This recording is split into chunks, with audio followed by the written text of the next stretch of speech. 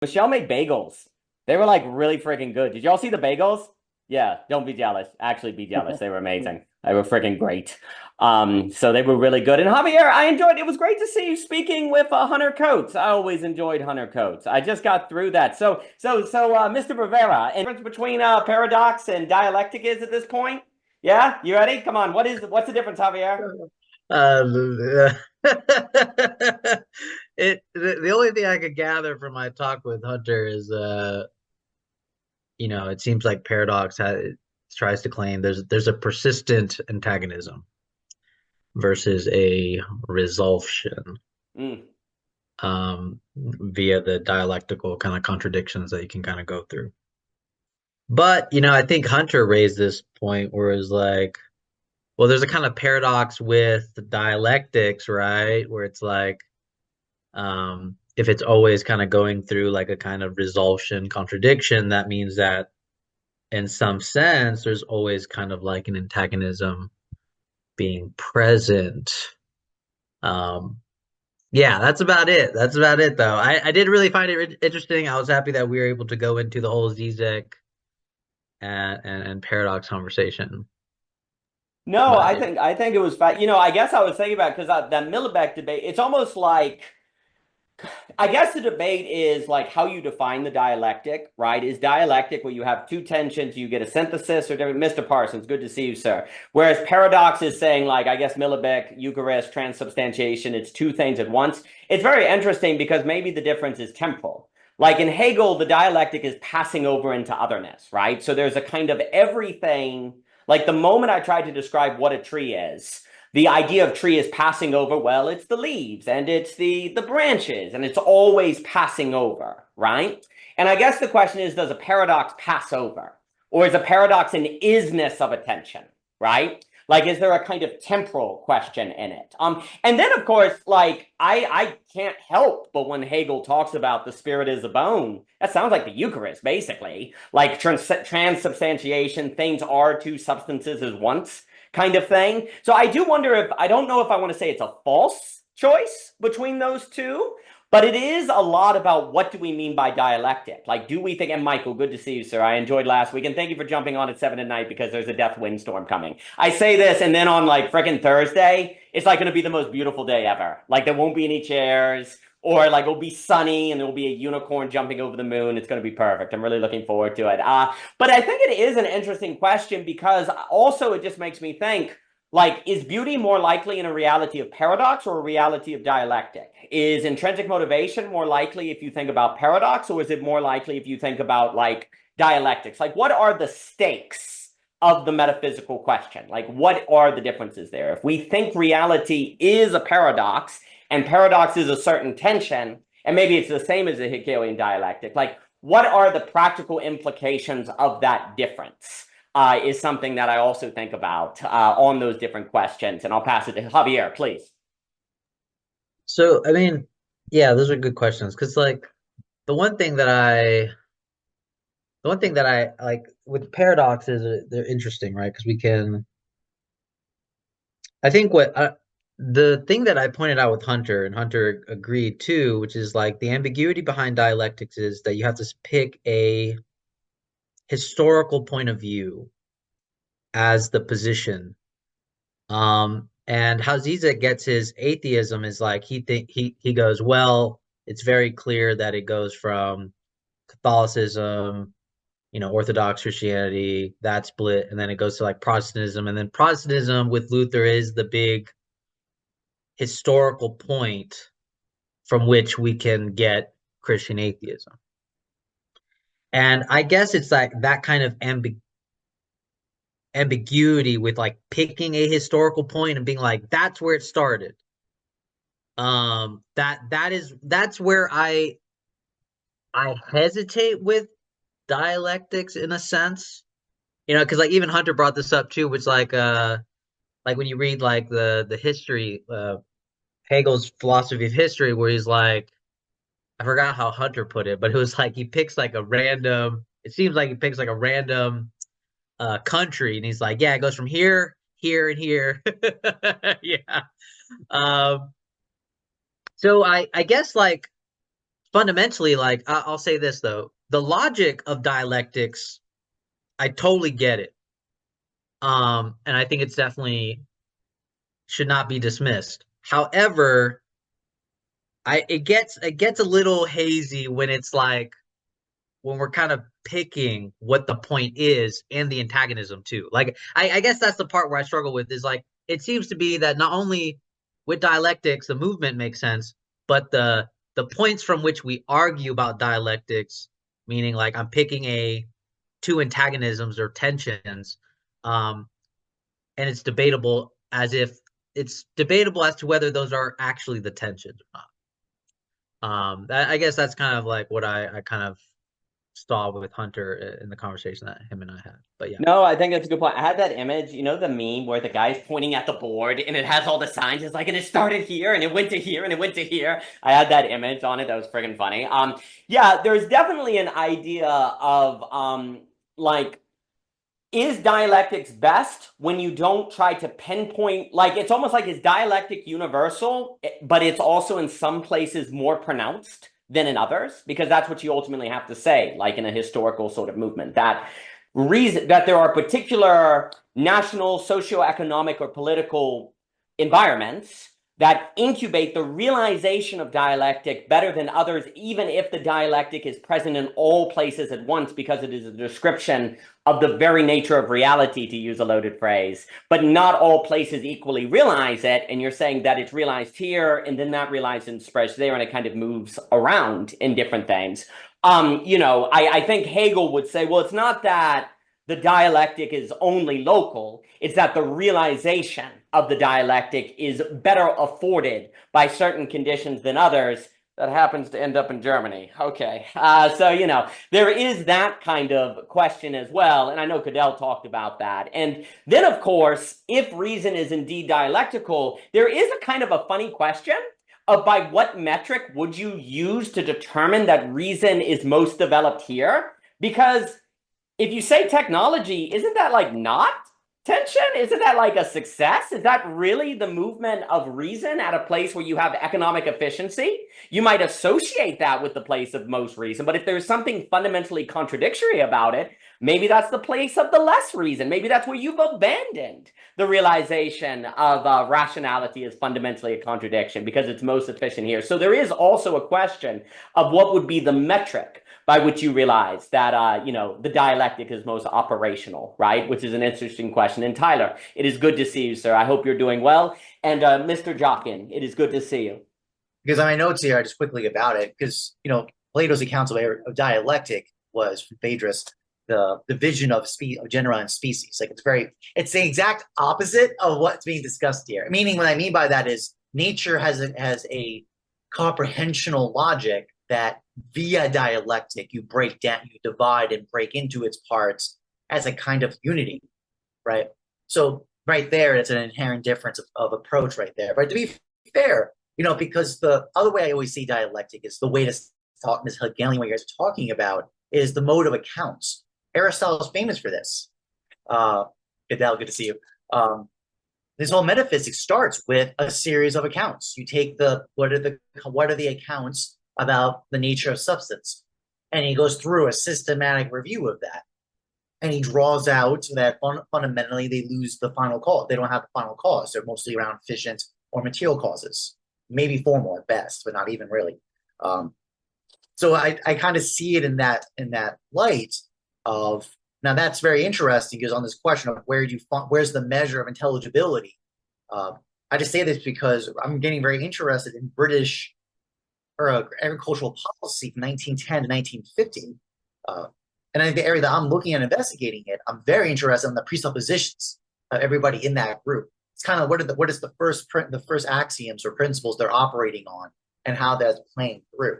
I only say that because things like the organics movement, that's very well, environmentalism today is directly linked to the thought from that time period as well. There's actually really interesting like Heidegger references, like the kind of emphasis of land and a kind of mode of how does the urban and rural spaces interact with each other.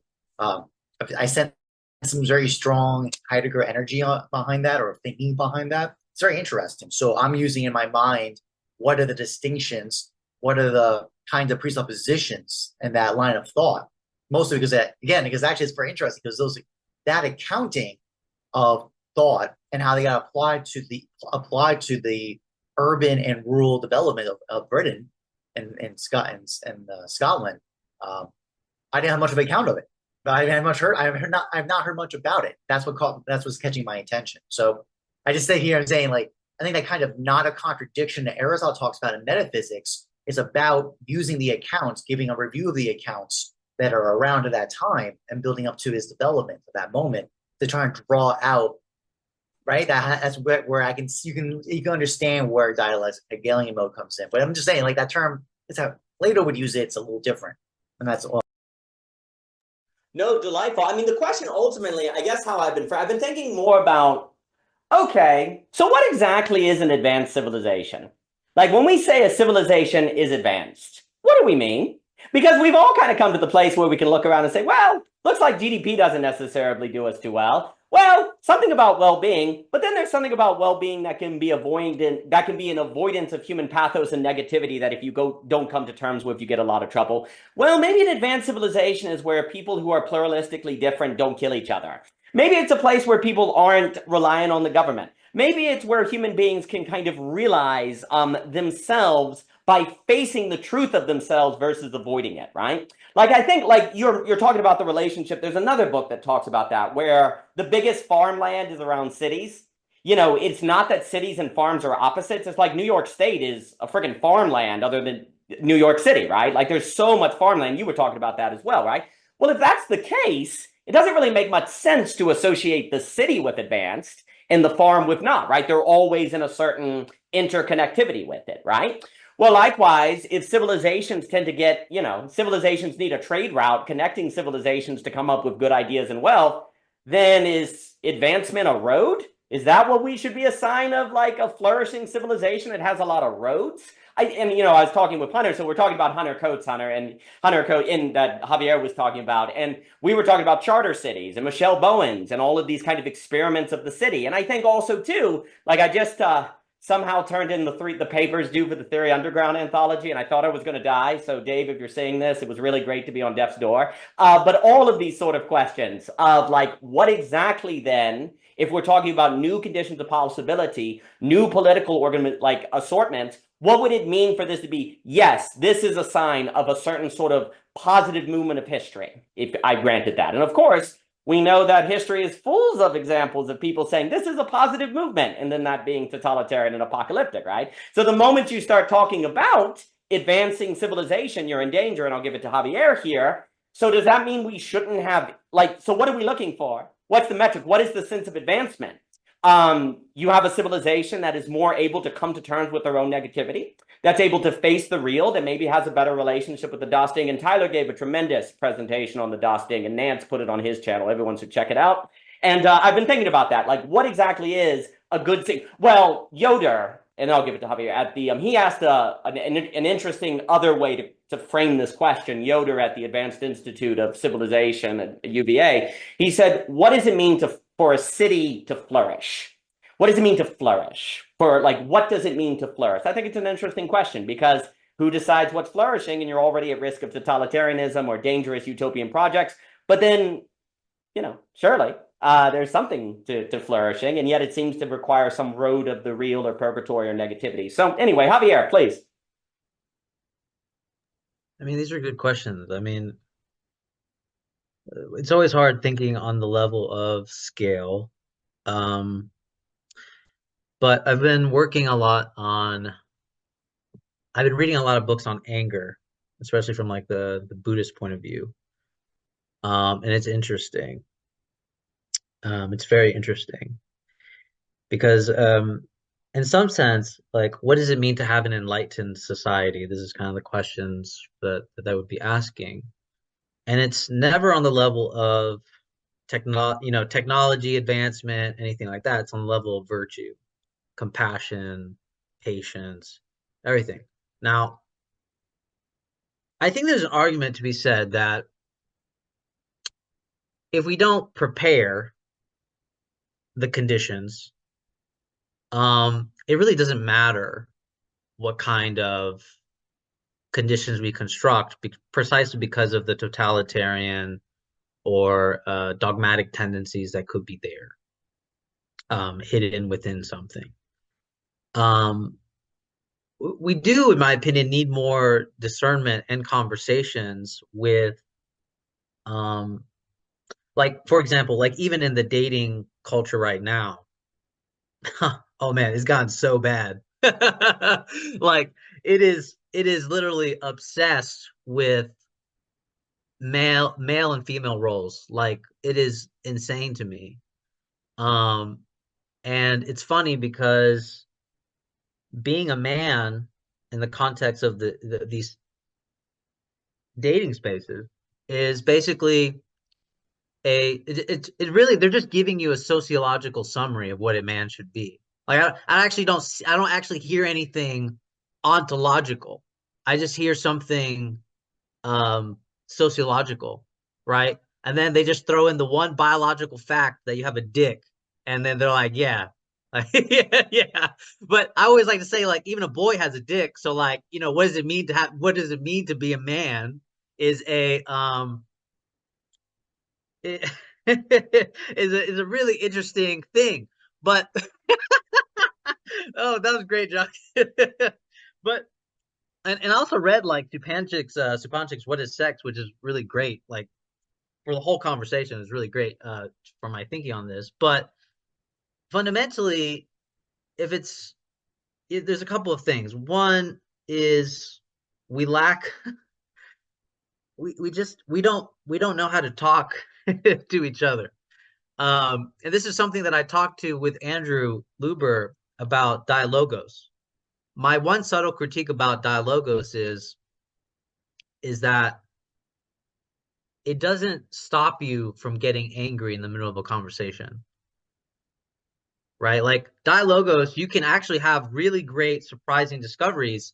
That's if your pathos isn't running wild the moment someone says something, right?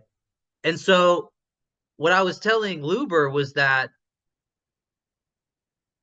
we don't have the preparation to have a dialogos, or you could say a better dialogos that could be possibly filled with more surprises and so on. Because, even I notice sometimes when I'm listening or whatever, I get so blocked.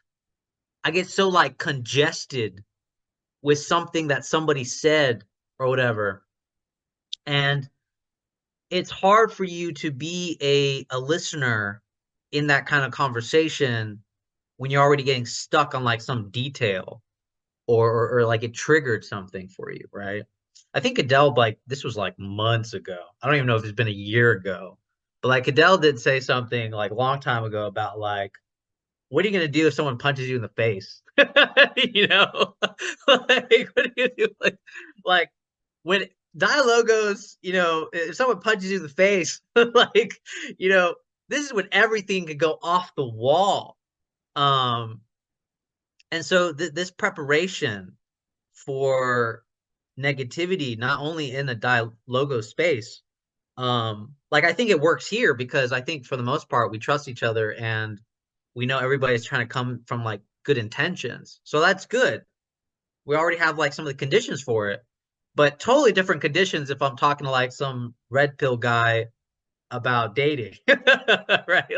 Like he's gonna get really angry with me because I'm gonna be like, even a boy has a dick. So, uh, but yeah, I think also this idea of cultivating compassion. What does that actually mean? Um, that's a lot of the practices I've been doing with like Buddhism, and it's actually really hard. It's not gonna say. It's actually really hard. It's actually really hard.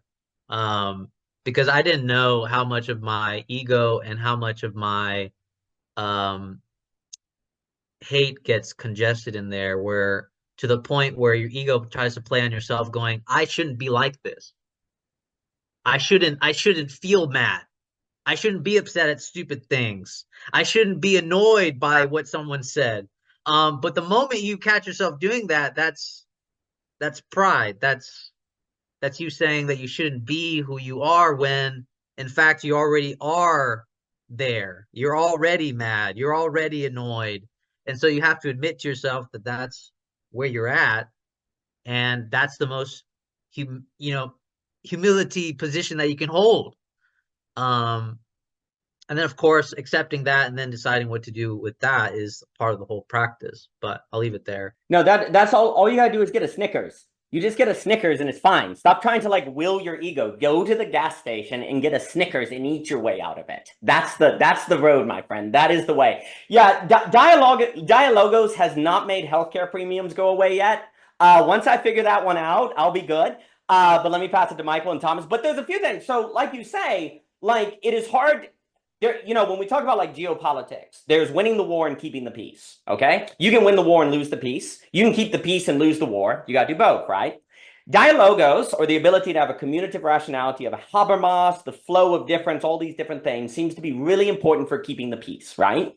But then someone comes along and puts a, you know, a tactical missile system on your border, as Dr. Simpkins will talk about, or someone makes housing prices go through the roof. And for some reason, you can't dialogos with the real estate officer to bring down the price. Really weird, and it doesn't work on your landlord. Dang it. But the likelihood of an escalation with your landlord may increase significantly if you don't have dialogos training, right? So there's something about that. Well, it's like Snowden's critique when he does complexity and he's trying to organize, you know, he's like dialogos conversations do not deal with some of the problems that someone like a David Snowden is talking with. And yet, at the same time, I would note of Mr. Snowden, he talks about one of the most critical sources of information to predict social complexity is gathering the stories of the people. So David Snowden talks about sending the children out in the neighborhood, gathering the local stories, bringing it back, and that being very qualitative data, right?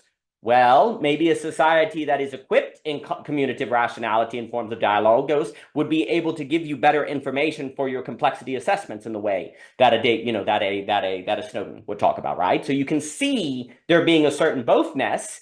But then, of course, it seems wrong to say that flourishing is only a matter of dialogos, or whatever language wants to use. But then it also seems problematic to say that it is not relevant at all, because I would say this: if people do not know how to communicate with one another, we're probably not going to have a commons or a community or work through pluralism.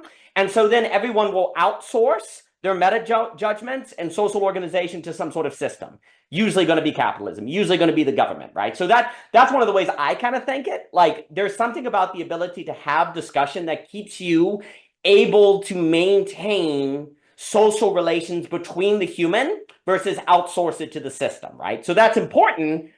But then there's still a system. There is still a structural element once to think. So there's a kind of bothness. So then the question is, how do we do it when we want to punch each other in the face, right? Well, that makes me, you know, it makes me think of Tyler's. Can one talk about flourishing if we're not able to deal with Das Ding? Can we talk about flourishing if we're not ready for the face of Leibniz, you know, of Levinas, as Dave talks about? Can we even talk about flourishing? I always think, like, don't talk about ethics until someone's looking at you. Like, writing an ethical theory when a guy is watching you do it is way harder than doing it at your desk and nobody being there, right? Ethics must always be before the gaze of the other, because then they're like, you're right, this is really stupid. I'm sorry. I don't know what I'm doing. You know, there's that kind of reality, but there's something about the face in that sense that seems necessary for the question of flourishing.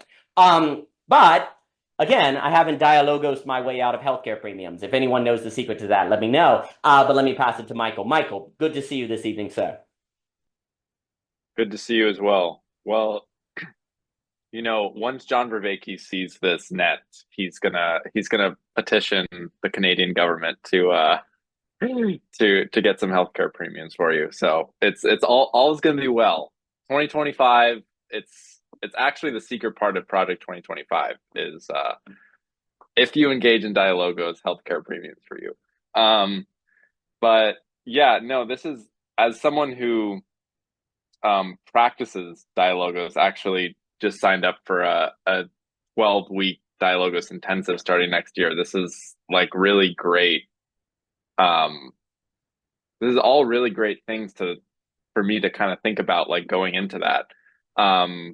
And yeah, I mean, it's true. It's like, I think the type of person who like electively chooses to engage in something like that is is a type of person who's like open to, you know, philosophical ideas, exploring, uh, has the humility to like, um, you know, not come in with some presupposition of like, this is my stance on such and such virtue and it like won't change. Like, you know, like there's like a willingness to engage that elsewhere in the world is not always there. And so it's kind of like bringing a knife to a gunfight to try and, you know, engage in dialogos with, yeah, with like a solicitor who's like not gonna, I don't know, you know, like, so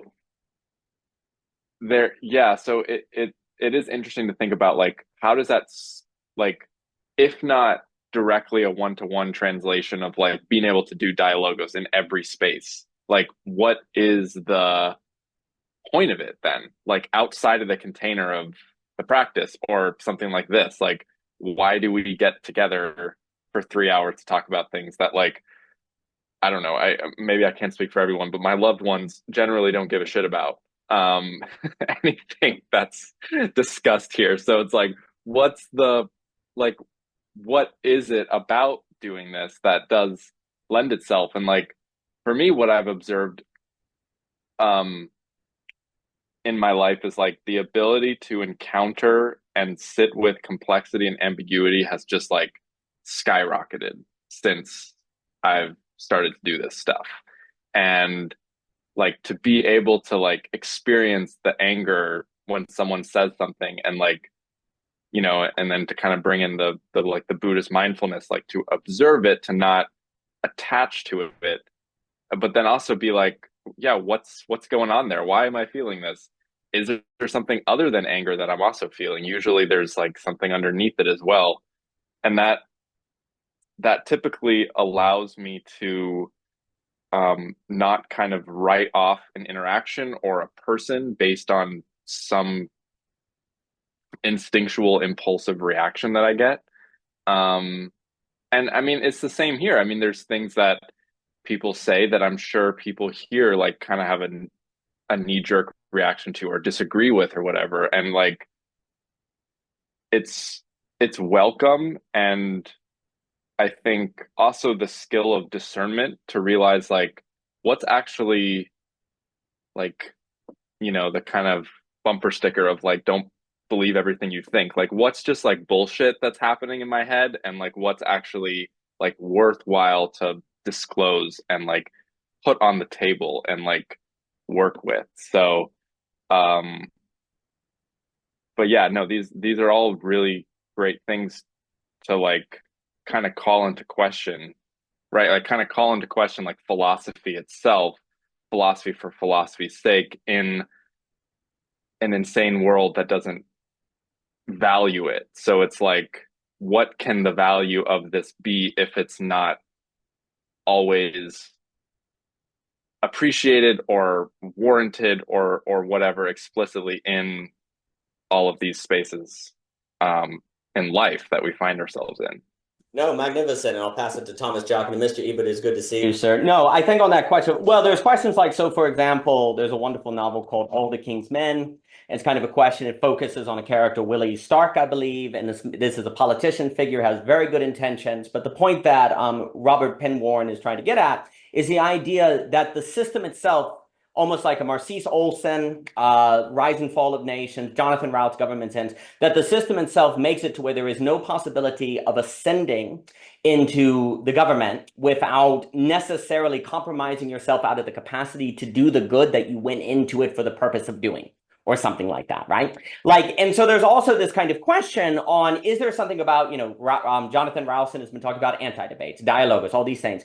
Does that make you less susceptible to, say, multipolar traps or Nash equilibrium or dynamics of rationality, that then when you get down that Kafka hallway, like a little fable, you don't know you're down and you're not able to go down it as much, right? Like Alex Ebert was, you know, talks about the suboptimal. Like if you do this kind of work, is it easier to actually say, yes, I need to do something suboptimal, which without the training would seem irrational and silly to do. Why would I use a map finder that's going to take me to a location I've never been to before? That sounds silly.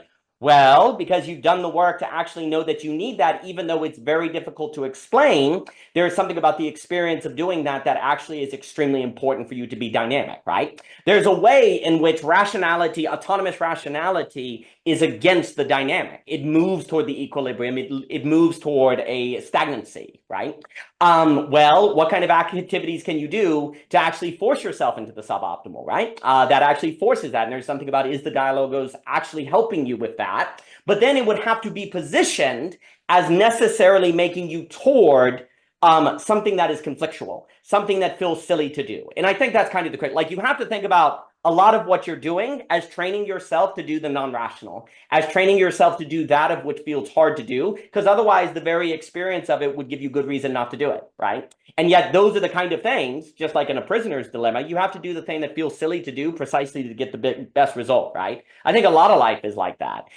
That is almost where, if we position, say, philosophy or dialogue, and this is also a critique I would have of some of the posturings of communicative rationality in Habermas, it has to be positioned precisely for you to encounter the limits of thought, to be ready for the shock of the surprise, the encounter of where you fail, the dusting the face, right? And if we position all of this to run into that, to run into the, it's just it's like the weakness of thought, right? Like, I think it's so important, and Justin Murphy pointed this out, is like Plato, how does Plato start the Republic? With this story, Plato and, freaking Socrates and Glaucon are going down, and this military leader comes along and says, hey, we're going to go do a freaking philosophical dialogue. And they're like, but we don't want to.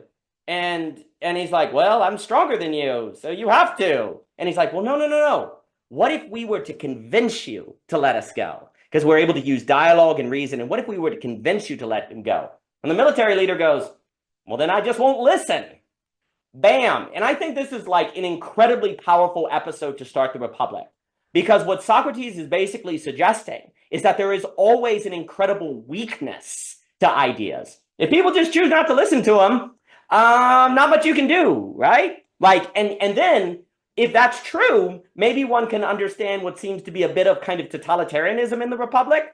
Like, Socrates is like, yeah, we kind of have to have a strong arm, because once people get in there that are unwilling to reason, it's game freaking over. So you have to make sure that it never gets to that place, right?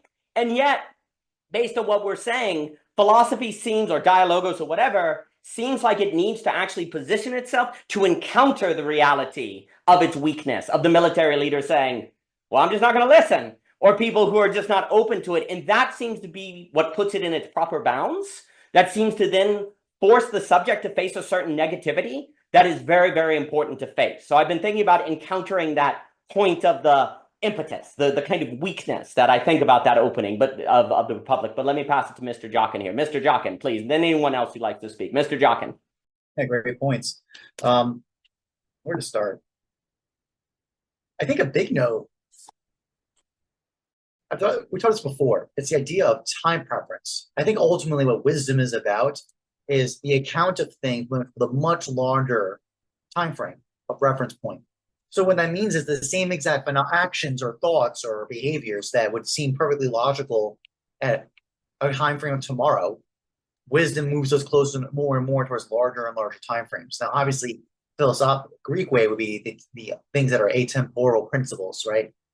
But even if we don't have to acknowledge that part, but just to ask that question, what's the sign of thriving? Actually, I use this with my volunteers for for the social good organization I run. Sorry, gotta get that hand lower, just is distracting me. The sign I know a chapter of Type Thursday in a city is doing well, it's thriving versus coping. What is the time preference of the chapter lead who's organizing with his team members? If he's worried about he or she's worried about the event that's happening this coming week, we're in big trouble.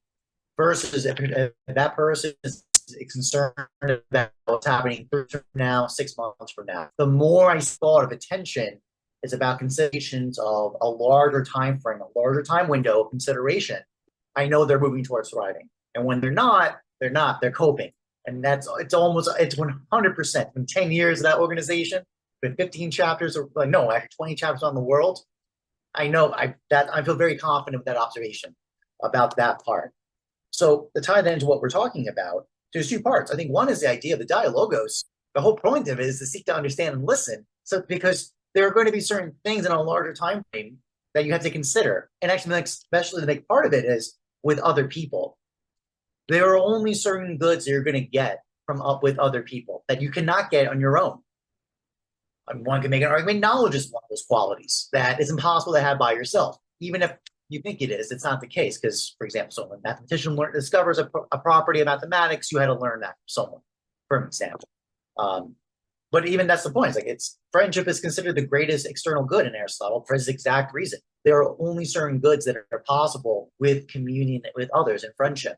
And the state is just a very large friendship. I mean, they use the political argument of the Greeks.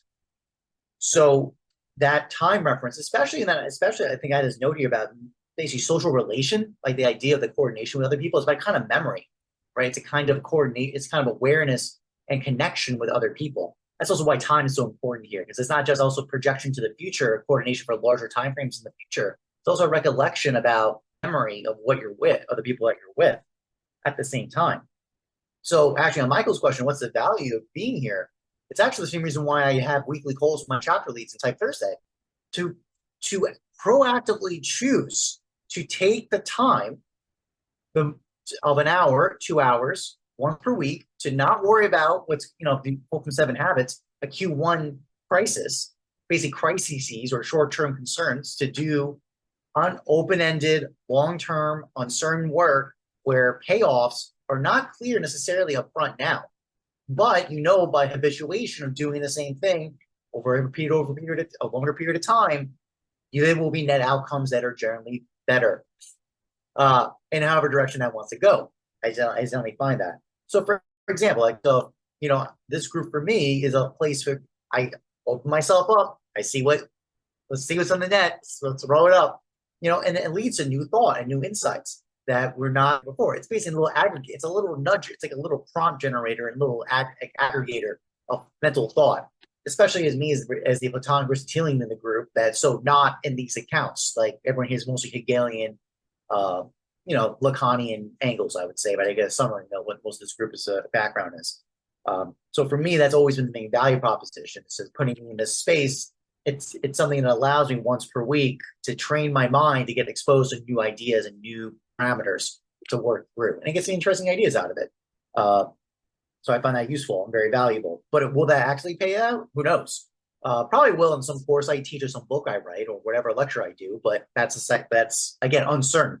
But you're not going to know until that's points. That's why I'm bringing this time preference stuff, because you don't know right now. And in fact, if someone asks you to quantify this right now, right here, you're not going to be able to. You say, "Well, I will." It's a projection in the future. But it leads to the last note, which is from Javier about pathos, right, and dialogos. That is actually, it's really important because of the idea. One is the Buddhist angle, right? Kind of the separation between stimulus and reaction, not attaching your identity to your emotions. But even from the Greek part, is that pathos is really interesting because they can be reasoned with. They can't be reasoned, and I also, as it's said in the ethics, right? Based on when someone's upset, you can walk them through. And we even know that because, for example, just even the acknowledgement of someone's emotion actually gives them what's called emotional oxygen, right? To quote Stephen Covey. You can calm someone down by just acknowledging their emotional state. That's an example just to show that, let alone, you don't even have to necessarily even rationalize with it or kind of use that normal presentation of it. When we say reason with, that usually gets angled that way, but even just communication acknowledgement of the emotion has very a calming effect. It kind of regulates the emotion in a very interesting way. And the other side of it too, by the way, a lot of physical force is communication. I think that's totally true. Beyond even sports, like boxing, for example, we even know this because of ideas of there's kind of intelligibility in war and acts of force, in the sense that justified force always has proportionality involved. You cannot go from someone hitting you in the face to murdering them instantly, to killing them instantly. You can't do that. You have to do an escalation of protocol, of proportionality about that. It's very intelligible. It's not completely just once that action happens, that's it. All law, all understanding, intelligibility goes out the window instantaneously. So I just think about I have those notes about that. But the summary note, I think a big note is this: the measure of thriving is this time preference idea, and especially taking investments and not necessarily being so concerned about what the outcome is going to be, but having a kind of a waiting presence and faith that by making a commitment and being regimented about it, but as long as with the key qualitative instinct of kind of a time preference that's much larger than what's going to happen tomorrow, what's happening in an hour from now. I think those are probably, I would say, I bet a pretty much strong energy about that being a very strong sign of thriving, is that that's possible. You could probably some caveats about that, kind of a kind of neuroticism of the future and kind of like trying to control it and domain it. But that's kind of the point. It's not really, that's not what we're talking about. It's not what I'm getting at here. To kind of use Daniel's language of preparation. You can prepare oneself for it, but you can't plan for it. There's a difference. That's why when I talk about this kind of time preferred wisdom understanding, and that's what I'm getting at. But that's actually possible only through dialogos. That's the key, and especially what we can do together talking together. That's what I got. No, thank you, Mr. Jockin. So to the question of what would it mean for a civilization to thrive or to flourish, or for a people to flourish, or for a city to flourish, there's a notion that perhaps it has something to do with the ability of a people to do that which has an indefinite end and not be socially penalized for it or made to feel like an outcast. Maybe a civilization is flourishing when people can do that of what doesn't automatically fall into an intelligible calculus and not be black sheep for it or cut out, right? Maybe a civilization is flourishing when there are avenues of doing the suboptimal that actually make you dynamic and you don't have to choose between, say, your career and your family and doing the suboptimal or something, right? Now the question also is if there is something about flourishing in the ability to do the open-ended, something like the net or like or a conversation where you don't know what the outcome is going to be, and there's something about that is tied to well-being, you could even say, is there something about doing philosophy or doing thought that uniquely makes you able to, in fact, do things that are open-ended, right? And then, of course, like Das Ding and the face as representative of an open-ended encounter of the other, is a civilization flourishing that actually equips people to handle that experience, to be able to go into that place, right? And is there a quality of interaction that better prepares you for that than others? And would a flourishing civilization be one that teaches people that way and that it guides people that way and has people have a sense of that kind of culture, right? That seems to be suggested. And certainly it would seem necessary if one wants to talk about avoiding the capture of AI, Nick Land, capital, and different things. It almost seems by definition, the only way to avoid capture as such is to do something that is open-ended. Because if it's not open-ended, it can be calculated. And if it can be calculated, it is probably captured or already predicted by institutions, right? So there's something, is flourishing the ability to have one's own line of flight, right? But, in a Deleuzian sense. But then, of course, there's always the risk that line of flight just equals anarchy, where we end up in a Maoist cultural revolution where everyone eats themselves, as Tony One-Dine has talked about, which I think his essays actually on Maoism and the Cultural Revolution are quite profound, and I highly suggest them, right? So there's something about flourishing that requires open-endedness, but then that also brings the risk of us being unintelligible to one another. So how can we be open-ended, do that which is not intelligible outside the doing of it, and not be destroyed by the anxiety of that or socially penalized for doing that, right? Like maybe a flourishing society is where you can do a conversation like this and your family doesn't think you're weird or doesn't think that you're crazy to do that, right? Would that be a flourishing society? And then we, in turn, do not think people that don't do philosophy are missing out or less than, right? There's a flourishing in that sort of mutual valuation of people, right? Maybe that's something that's tied to flourishing. I can't help, Cadell has talked many times about the idea that we have not solved the problem of how to both have a creative drive and a biological drive, right? We find ourselves constantly having to choose, it seems, between do we have a family or do we pursue our creativity? And those seem biological and creative drives seem to be in conflict, right? I do certainly think that flourishing has something to do where one doesn't have to make a choice between those things, and is the kind of subjectivity that is able to navigate those two domains, one that actually is more on the side of preparing than planning, is actually comfortable with dealing with open-endedness, and that actually trains them to work with the anxiety and the tensions of being a human being that is necessary to navigate so that you can figure that out. And that is to participate in the flourishing as flourishing is realized. Those are thoughts that come to mind. I'll pass it to Javier and Michael. And Yuri, it is good to see you, Alexi. But Yuri, every time the Marshall Tucker band comes on, all the kids are like, Yuri, Yuri. Yuri was at the house, and every time the Marshall Tucker flute band came on, they all danced. So good to see you, sir. But let me pass it to Javier. Mr. Rivera. Yeah, I mean, I really like Jockin's points on this about time, proximity of time. I mean, it seems even if we were to go to war, right, at this point in history, there's usually a lot of dialogue that takes place before someone just decides to like fire something off. And that's mainly because no country is isolated from itself, right? Like you'd be like, hold on, if I press this button, Russia might be mad at me because we're kind of working together and they kind of need to know. Like it's it's at this point in time, it would be really damaging to do something as a country by yourself, to do something, because then you have nobody backing you up because you're like, hold on, you didn't talk to any of us about this, right? So smaller countries specifically have this issue. If they were to act by themselves without talking to the countries that back them up, they would run into an issue of of like, you're probably on your own, buddy.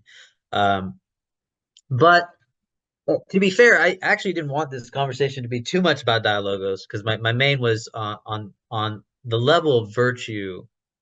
And I think it ego discernment is not going to solve the problems per se, but it will, I believe, mitigate capture. And it's because it's a continual praxis. The problem with thinking is it says, okay, how can we set the conditions to mitigate capture on a massive scale? You can only set conditions via thinking and reasoning on a massive scale, but that's only it. You can only set the conditions. You cannot enforce the praxis itself. So without the praxis of an ego work, there's always going to be, to a certain degree, a capture that is possible. So that's kind of the dynamic that we're up against, right? We can talk about what are the correct conditions for a flourishing society so we prevent capture, but it doesn't prevent capture, in my opinion. It only mitigates capture as much as it can. I think it's only ever going to be that way, because one, we're like, we're all beings with like our own attunements and aptitudes and everything. So there has to be a level of ego work and praxis to have a more dynamic reciprocation. And then, of course, with ego work, it would, and I mean by ego work, like discerning between yourself and the ego that is protruding from yourself. With ego work, it would put into question exactly how much of the conditions are actually necessary to be put in place. But there will always be a certain level of necessary conditions that would need to be satisfied because we are, again, talking about a mass scale problem. It wouldn't be practical to be like, everybody do ego work, then we discover what that is. But it does put into question how much conditions would be necessary if that was done, and how much of capture could be evaded from that point of view. But again, we should always prepare for putting as much conditions possible to mitigate capture. My point is, I don't think it's ever going to escape capture because it involves a praxis. The conditions are always vulnerable to capture. I think for me that seems clear. I could be wrong, but it's the fundamental praxis that I feel like it would be the problem. We would need both conversations going on, right? The conditions and the praxis, to even discover what a flourishing society would be like, I would say. No, magnificent. It made me think.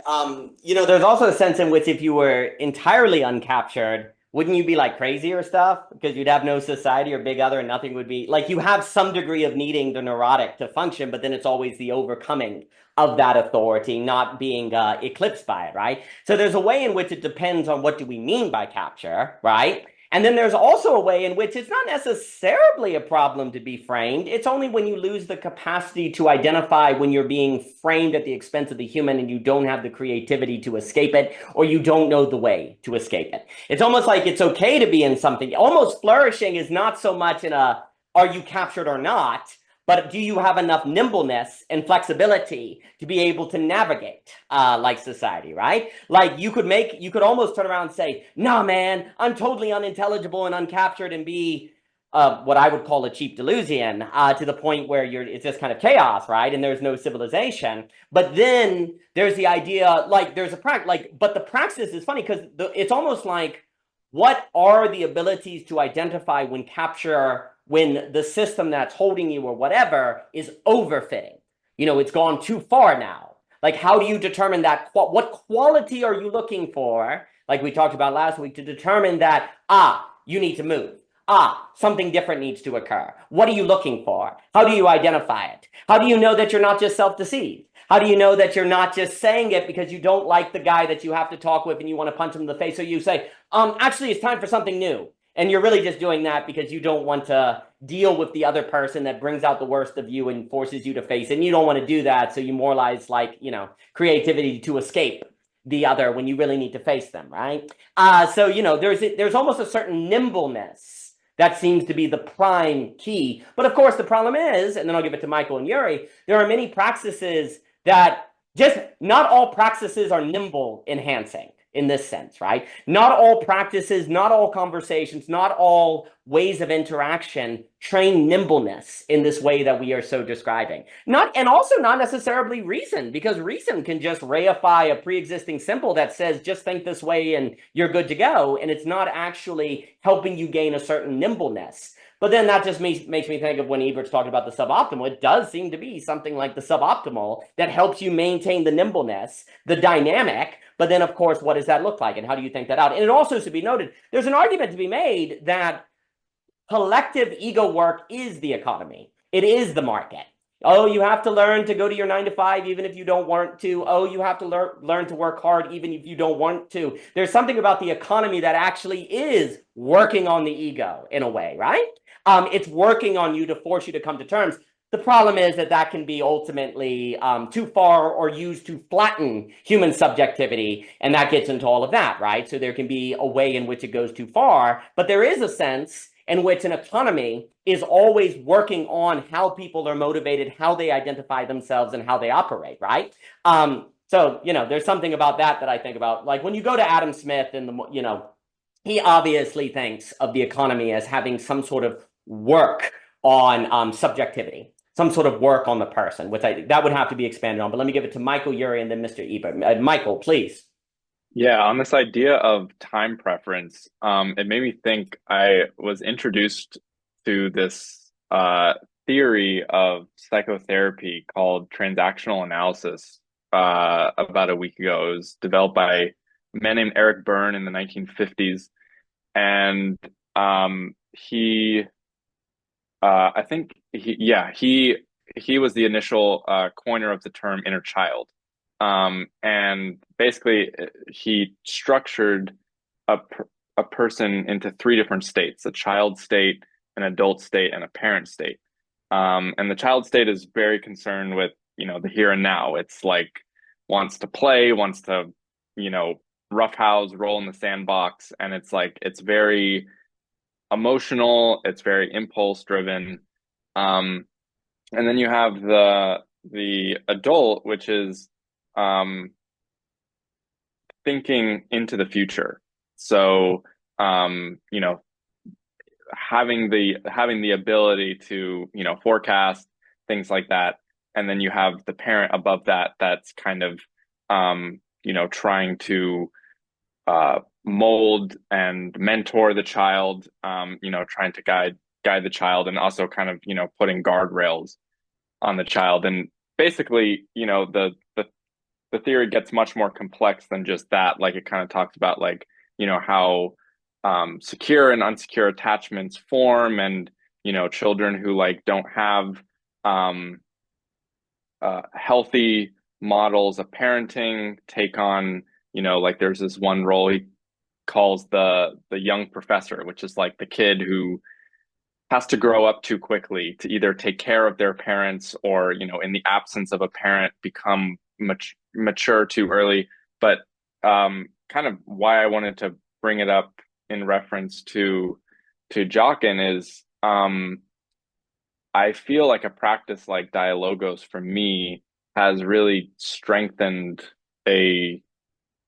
at the time, very atrophied and very weak adult part of me for lots of various reasons. Whereas a practice like circling, for example, or therapy,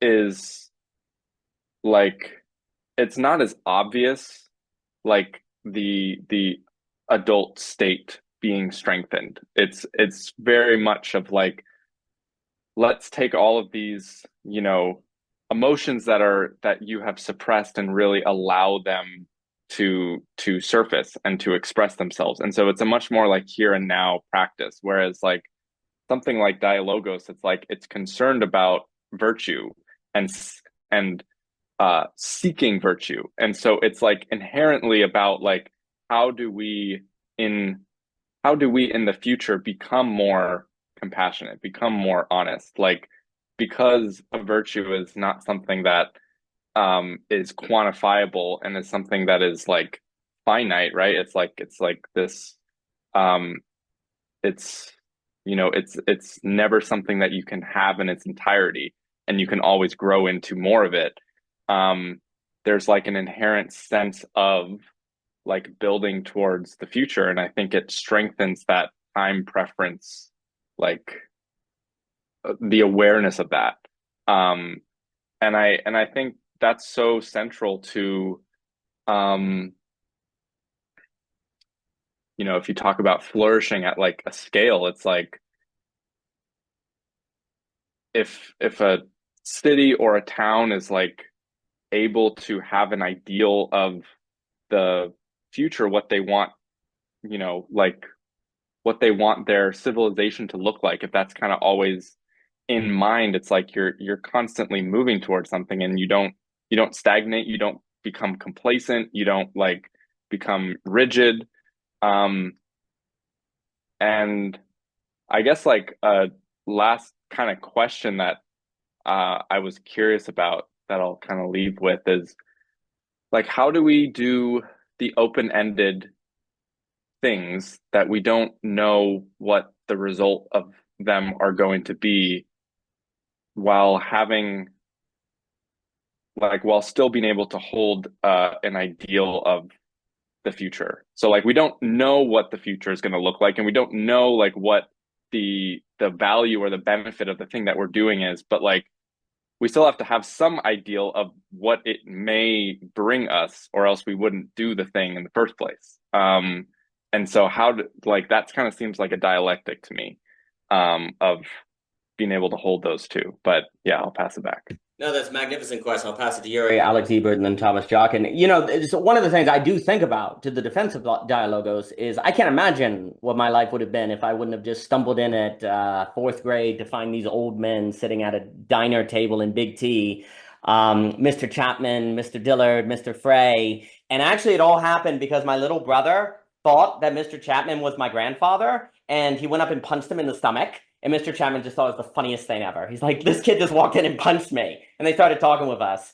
And then that turned into me every Friday for years and years, basically meeting this man, Mr. Dillard, and having these conversational spaces. And there's something I think a lot of people can say about having an elder figure, or someone with some sort of role that has some sort of powerful impact on them.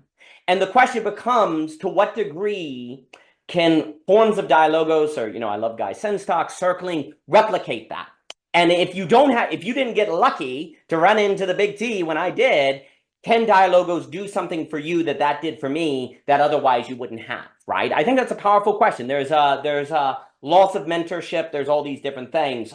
So I think about that in relation to the question, and also on this idea of what do we do today with an idea of the future. It is interesting because there's almost to me a question of you choose to commit to something, and the idea of the future is the commitment of that thing that you choose to commit to because you believe it has some sort of faithful presence potential that it can turn into something, but you don't ask what that is. You simply believe in the thing itself, the doing of the thing.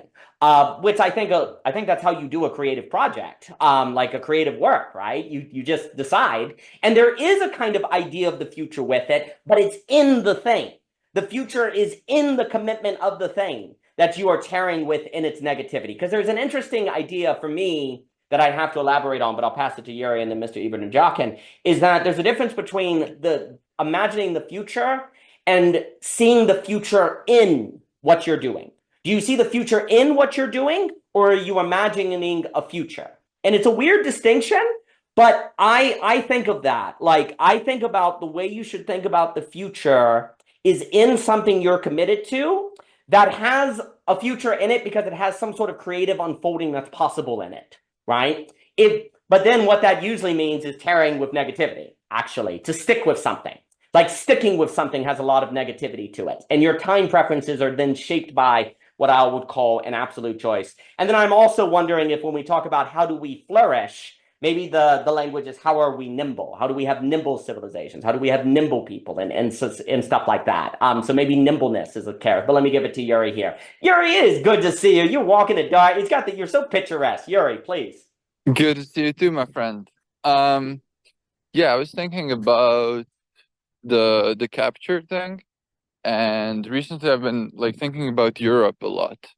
And Europe is like a great example of like, oh, we're trying to avoid capture in the sense of, oh, we don't want these American big tech companies to come over and destroy our things, right? And so we create a bunch of regulations, a bunch of laws, and then we basically, to avoid capture, we capture ourselves into oblivion.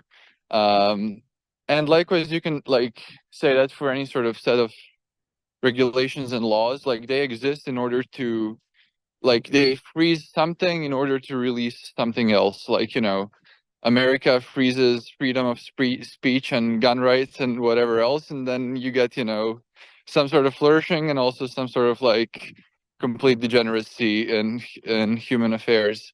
And yeah, I just like, I think it's, as a programmer, it's basically just all trade-offs, all down, all the way down. No, I think that's beautifully said, and I'll give it to Ebert and Jockin here. There's a question in which the notion of capture or framing is a question of what set of trade-offs do you want unfolding? What set of trade-offs do you want to create a space in which it can unfold? That's an interesting way to put it, and I think that's true.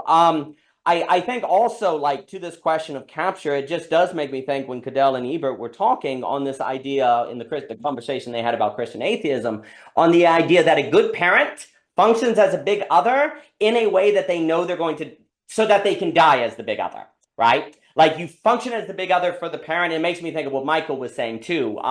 But you as a parent are working into a place where you say, I know I need to be the big other, but I also need to do so to bring the child to the place where they can overcome me as a big other, right?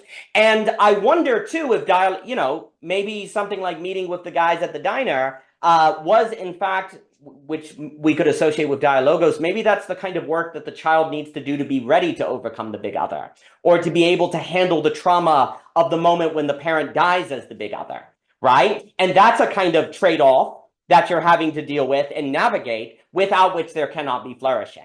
And I definitely think that schema of relation seems to be tied to the question of how to biologically and creatively flourish together, which seems to be at the center of this. But let me pass it to Mr. Ebert. Mr. Ebert, it's good to see you this evening. I hope you are doing well, and thank you for being here, sir. Please. Hey, I just bought your book. Short stories. Thank you, Alex. Just tootling on the phone. I can't even remember why I raised my hand, except to say that just to be that guy for a second. We want to be captured. Let's not. Who the fuck is saying we don't want to be captured? What are you guys talking about? We say we don't want to be captured, but thinking converges on thoughtlessness. I mean, it's the principle of least action. We want stasis bad.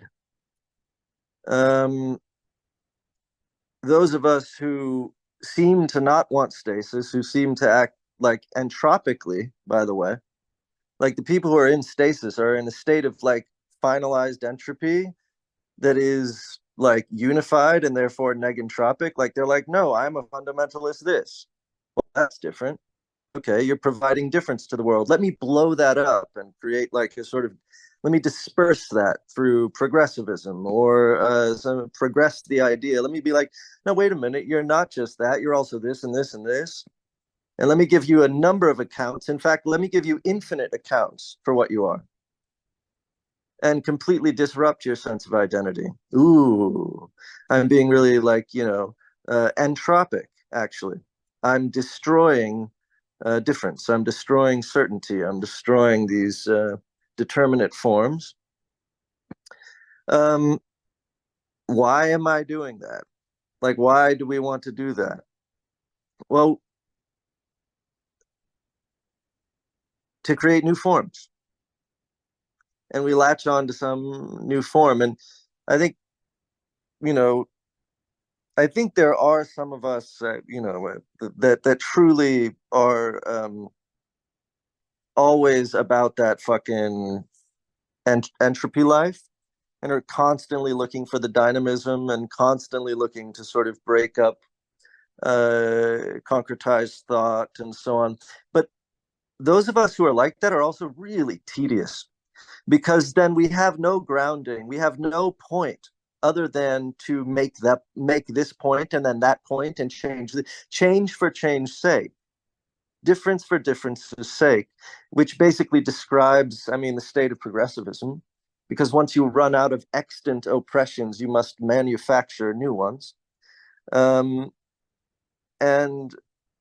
it's just a tedious place and person to be. And I've been that person. I probably am that person right now, saying exactly what I'm saying. But I do the different thing, say the opposite thing. The transgression. As Cadell and I talked about, like it's very obvious today that now it's transgressive to be Christian. I mean, there's no better example than that somehow now it's transgressive to be Christian, which is precisely because transgression is only each struggle is what's the fucking phrase I like to say is incidental to its availability, and that seems to be a fact. So yeah. Anyway, but in my life, I guess it's a constant move from this sort of negentropic state, like, oh, I found this thing. This is this thing. I'm captured. Yeah, I'm not. At first, of course, I don't feel captured. I'm like, I've arrived. Right? Very different feeling. But then you're there for a little while, and you're like, oh, I'm captured. And that is the dialectic. The sensation of arrival is the moment of sublation. The sensation of boredom is the self-relating negativity, which explodes you back into the dialectic, and that's just the way it is. So we like to talk. I mean, very often we'll talk in these circles like, oh, we're lionizing dynamism. We're saying, well, dynamism is great. How to be more dynamic, and we never admit so that we can become non-dynamic. We never admit that what we're actually after eventually is a state of non-dynamism, stasis, which, by the way, is like, sometimes in this group we have these conversations week after week after week. Sometimes the same people show up, and then all of a sudden there'll be one particular session where we're like a jazz band and shit is really popping. That is one of those concretizations. It feels really dynamic, but actually what's happening in that moment is we're arriving at something and we're like, that's it. And we name it and it's the thing. And then the next week it's already exploding and we're already like, but yeah, but what about this, and so on. And that's the whole process, right?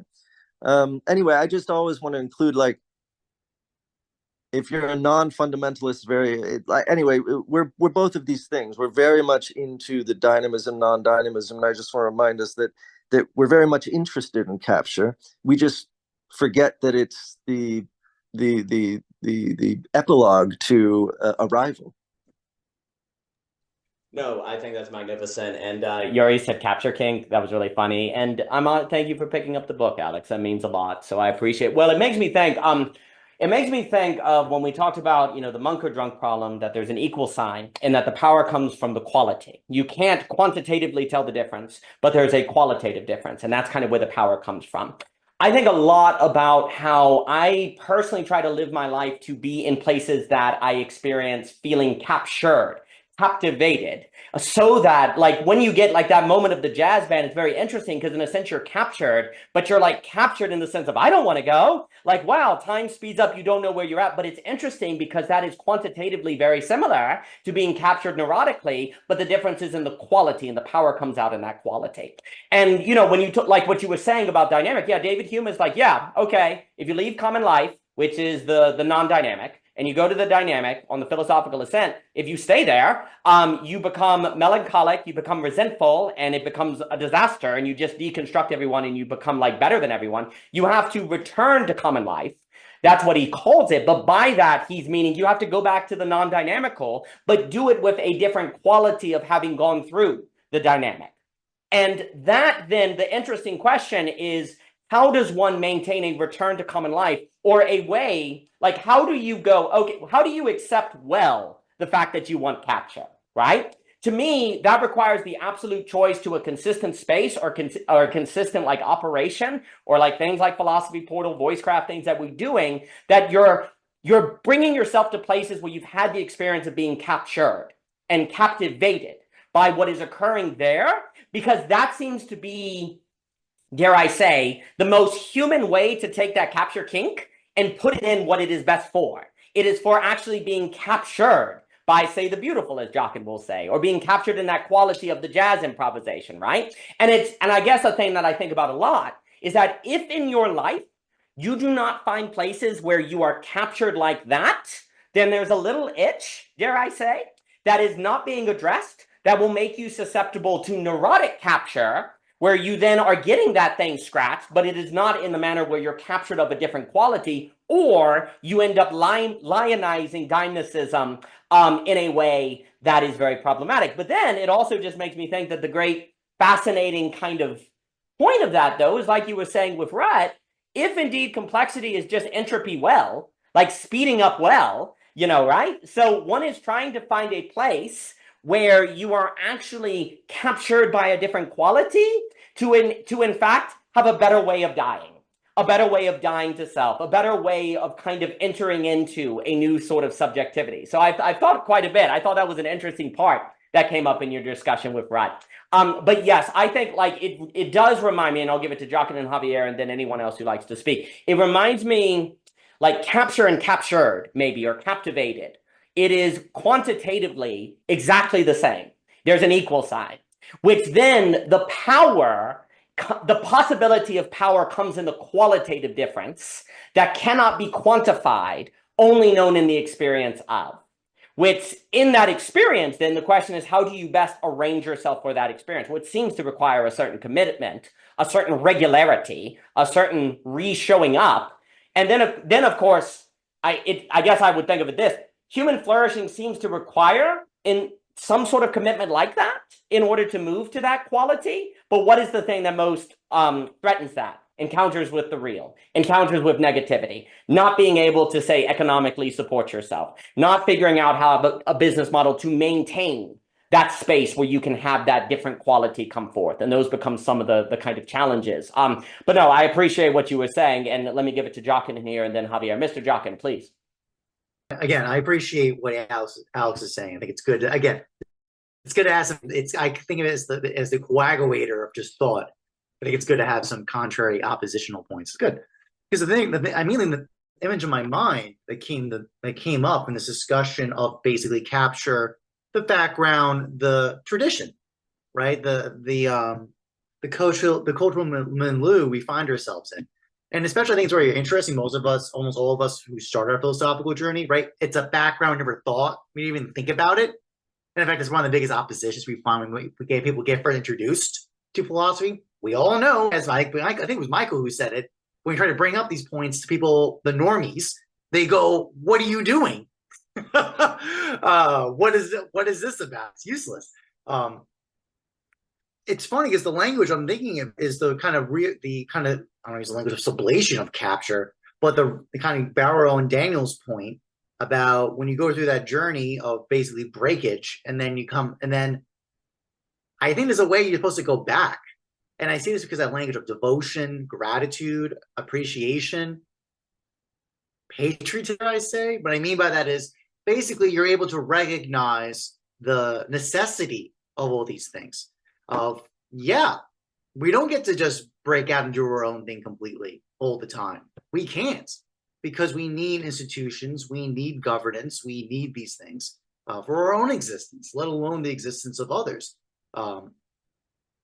And I think especially that recognition of what we're dependent on, and the things, especially when we were not realizing that we were dependent on in the first place, because the culture just is a norm in the background that we're not aware of. And it's only through the kind of, quite bluntly, the neuroticism or the breakage that philosophy gives you to make you realize that. So I kind of think that's my first response, or just my image in my head about that.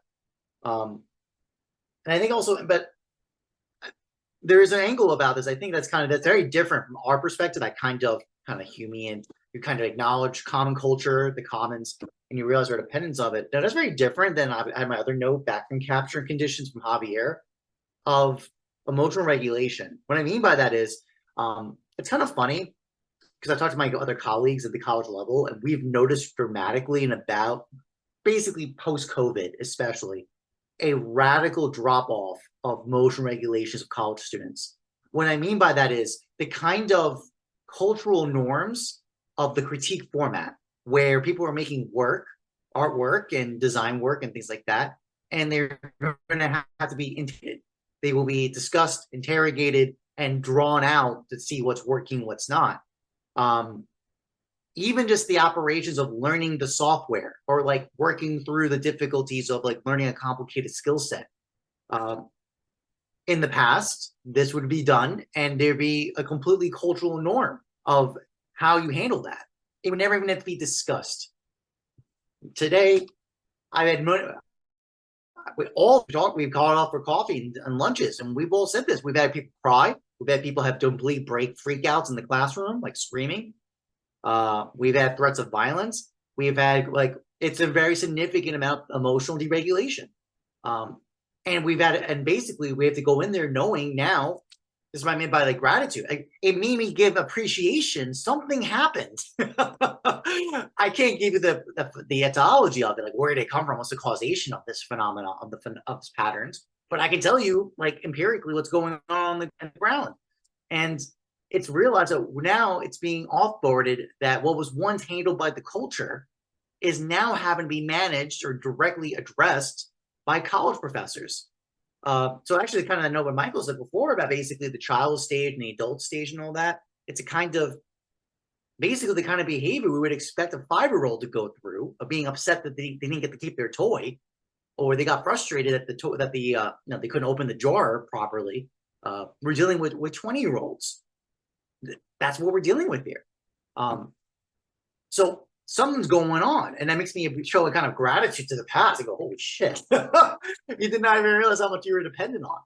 I didn't even, and that's the thing too, also, because I went through those schools, I went through this process, and I'm thinking to myself, I never saw that never existed. And actually the brutalness of the critiques was such a higher magnitude.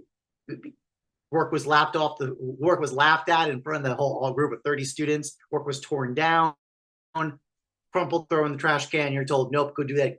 Leave the class, go back, come back and try again.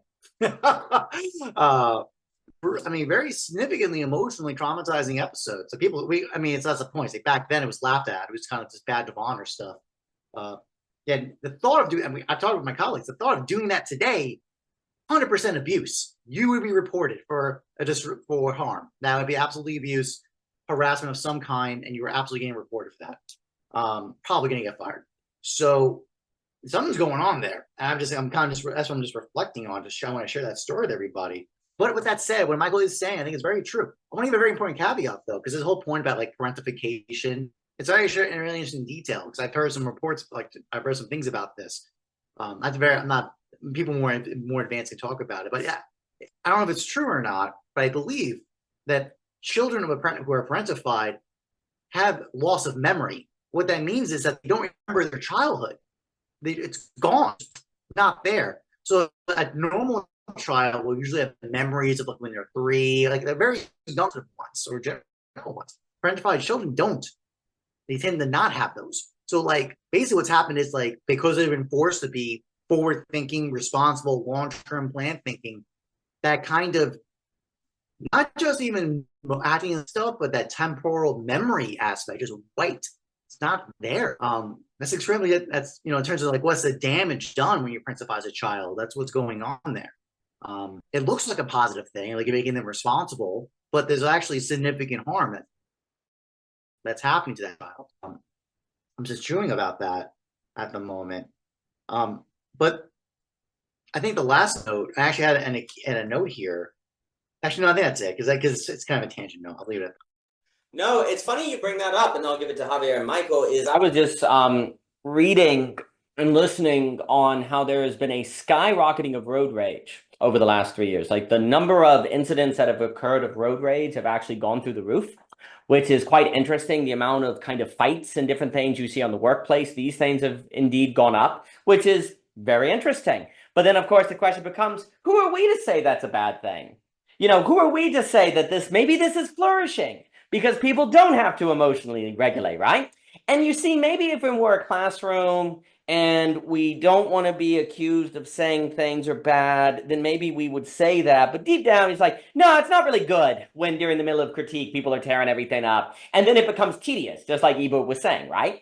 But then the question becomes, where does that critique feel like it's justified if it's not simply on some sort of moral premise of you shouldn't do it? Well, the way I think about it is if everyone's road rage and it's hard to be captured by the experience of driving. It's hard to be captured in the artistic experience of the classroom, right? Like to be captured in this captivated way, you can't move from captured, you're stuck on break and you don't get to a environment of capture. Like I think when we think about like the virtuous to kind of as came up or the good, like I think about it as a lot of conditions, like environmental architectural conditions that are being hindered that we can qualitatively tell the difference. You can sit you can simply like the passage of time, the way things are flowing, which is very different from saying it's wrong from a certain sort of moral premise, right? People can get stuck up on that. Not to say that's always bad or different things, but that's always been something that people have been stuck up on. But this is where, like, the ability to think of, no, like, we're working to create spaces and architectures that incubate and facilitate the possibility of this captivation that is isomorphic with being captured, but it is of a different quality that therefore has a special power in of it being a different quality that seems to bring out a certain flourishing. Because that question of flourishing I keep coming back to, and then I'll give it to Javier and Michael, it's like, is it fair to say that we know when we're flourishing? Do we as human beings, when you're in a flourishing discussion or when you're in a flourishing project, when you're in a flourishing relationship, it seems to me we kind of know it, right?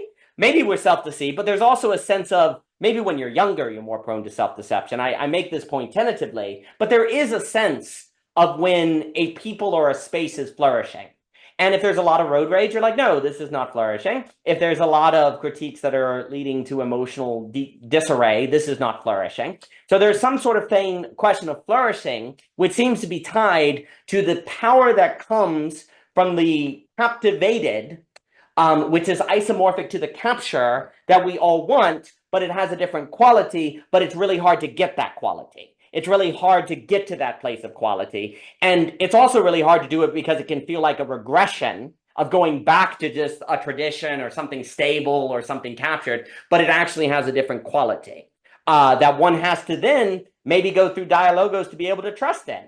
Like maybe you have to go through those conversations and all that self-work so that you can trust that that different quality is actual and you're not crazy, right? Like maybe that's a role of dialogists, is that so that you can trust your own assessment of that quality being different, right? Because it's actually really easy to doubt ourselves in a way that just leads us to the barbaricism of refinement, to use a Vico, where you just cut yourself into nothingness. But let me give it to Javier and then Michael. Mr. Rivera.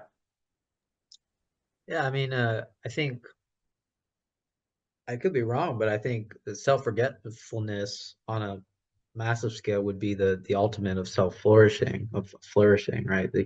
Having a self-forgetfulness, not being aware of, am I flourishing? Am I not flourishing? Kind of this kind of self-assessment of ourselves. And I think what Ebert brought up, I mean, to sum it up in one word, it's basically attachment, right? Like that's what I meant by ego work, was this idea of attachment.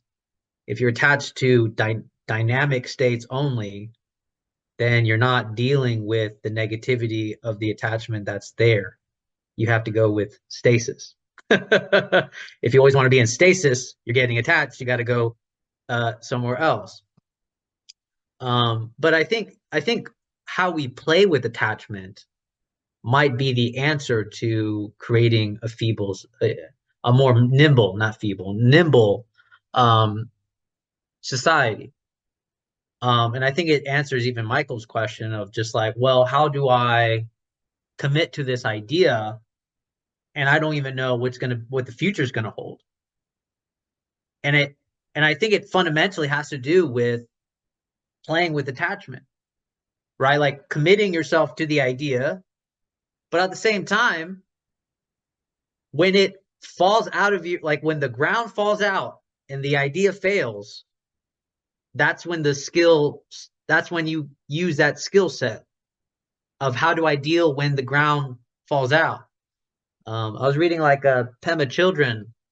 She was talking about like when Buddhists take vows, right? No alcohol, no sex, whatever. She's like, it's not because it's wrong, but it's because those are things that we tend to cling to as our ground, right? So if your idea becomes your ground, well, you're going to discover very quickly it became your ground when you start having like a panic attack, right? So that's when the praxis is supposed to come in, right? Like, it's not like, okay, how do I keep this medium distance where I don't get too attached to my idea? It's more like you're never going to know how attached you are to the idea until it starts to literally crumble before your eyes.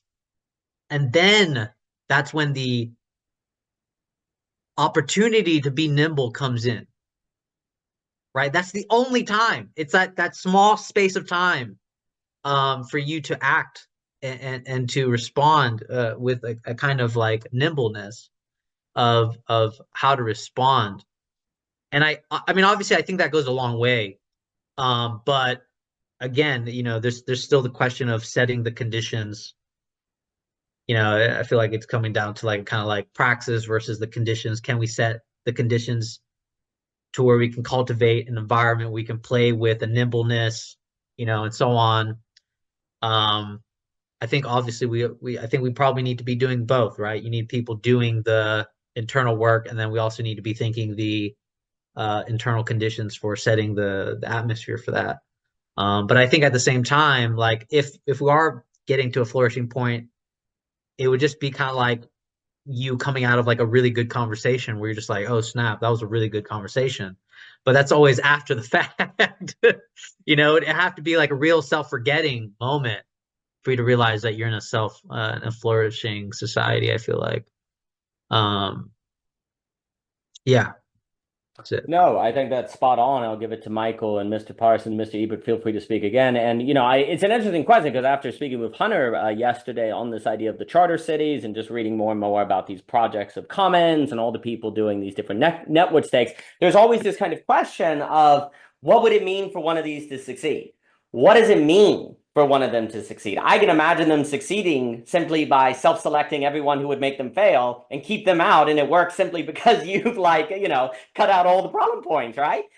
Is that really flourishing though, or is that just insulation? But you say, well, it's flourishing to the people in it, and it's like, but that's where for me, like geopolitical realities are so important because it's always a check on your definition of flourishing. Like, okay, well, someone just set off an E-bomb and your electric grid is down. Are you flourishing now? No, because the whole thing was dependent on the internet. Oh, and you needed people working the electric grid so you could have your internet society. Oh, so you actually did need capitalism outside the network state as it is to, divide labor to make sure someone's taking care of the electric grid, right? Okay, so it's a alternative civilizational possibility within, though, the assumption of the rest of the society not actually being like that, possibly, right? It depends on who you ask, right? And that's where I've just been thinking more and more about we can't ask questions of human flourishing without the realities of geopolitical limits and infrastructural limits, because that's always the corrective. And I agree with what you're saying, self-forgetfulness. Self-forgetfulness is absolutely, for me, which we talked about the parallax course and we talk about all the time, is so freaking critical.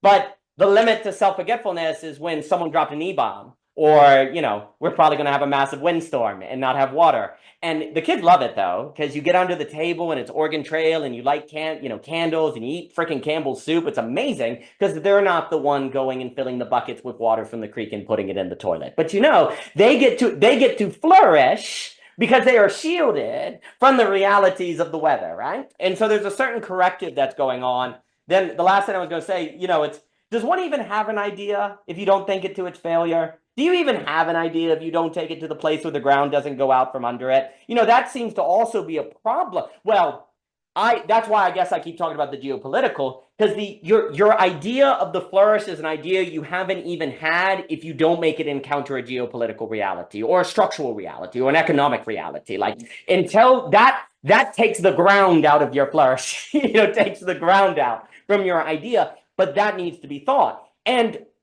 But then, again, to kind of defend the dialogos, is there something unique about some of these dialogue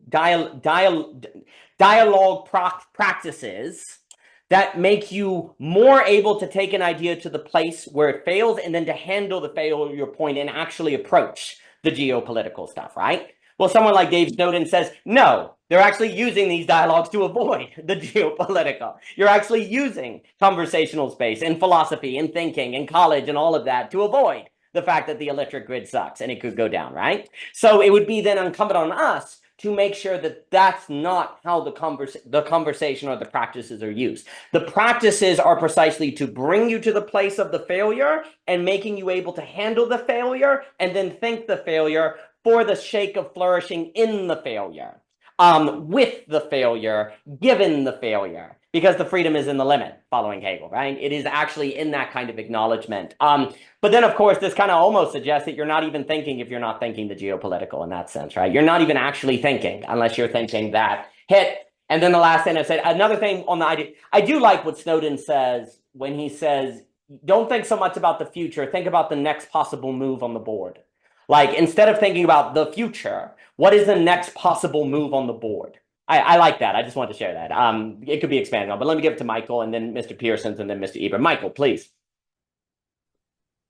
Yeah, I was thinking about, like, when you were talking about like the different things we can get captured by, and like, the goal not being to avoid capture, but being captured by the right things, right? Like beauty, virtue, dialogos, whatever.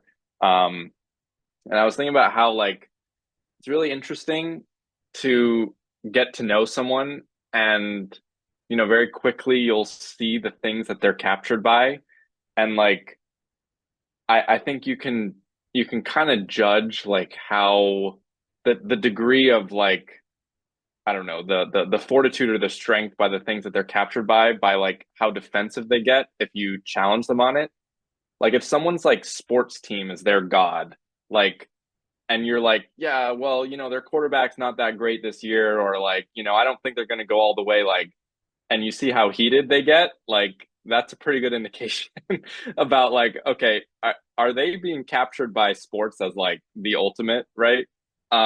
Whereas I think if you're captured by something that's a lot more, um, I don't know, infinite, all encompassing, I don't have a good word for it, then I think your ability to be able to hold the fact that you as a person can't access that thing in its entirety, and like ultimately, like it's not if the idea will fail, it's like when the idea will fail. But like if you're, if you're captured by beauty as a whole, like it allows you to accept that fact and continue to like, you know, throw the idea in the garbage can and like continue to transcend and include more, right?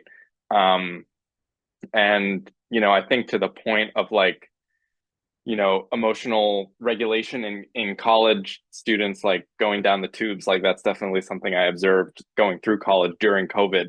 And I think part of what's happening that I'm observing in my generation is like people are becoming increasingly married to their own subjectivity, and there's like less and less of a nimbleness and a flexibility to be challenged on one's own identity.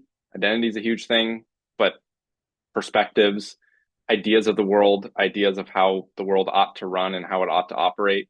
Um, and I think, yeah, like there's just a lack of self-forgetfulness. Like there's like this hyper self-consciousness. And I think too, to the point of like kind of change for change sake, like this kind of hyper dynamism, like it occurs to me that there's like a real self-conscious paranoia in that.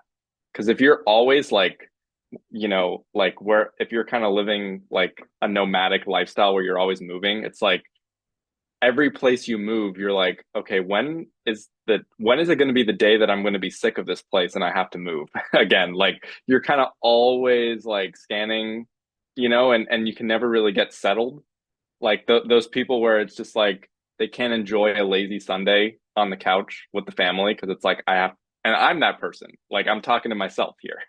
Like I'm like the person who's like always has to be pursuing meaning, and somehow like just being with my family is not enough. Like it's like I'm preaching to myself of trying to rid myself of that.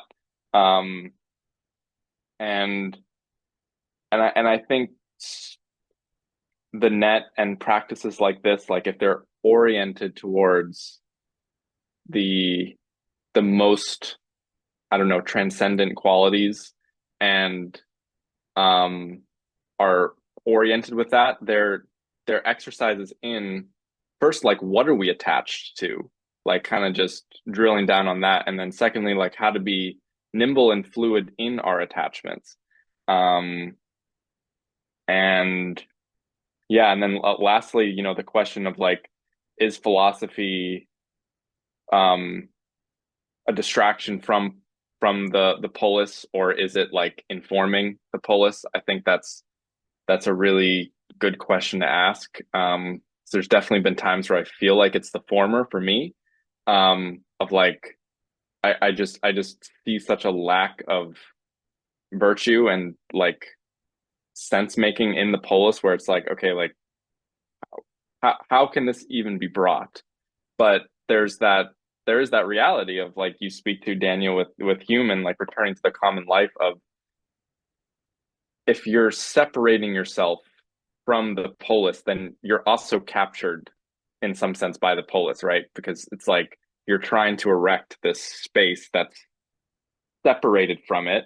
And, if yeah, you might be able to set up a life that's totally self-sufficient and totally disconnected, but how many how many relationships are you going to lose in the process? Like how many, that's a huge talk about change and getting used to a totally different life. It's like it's just not feasible for most people.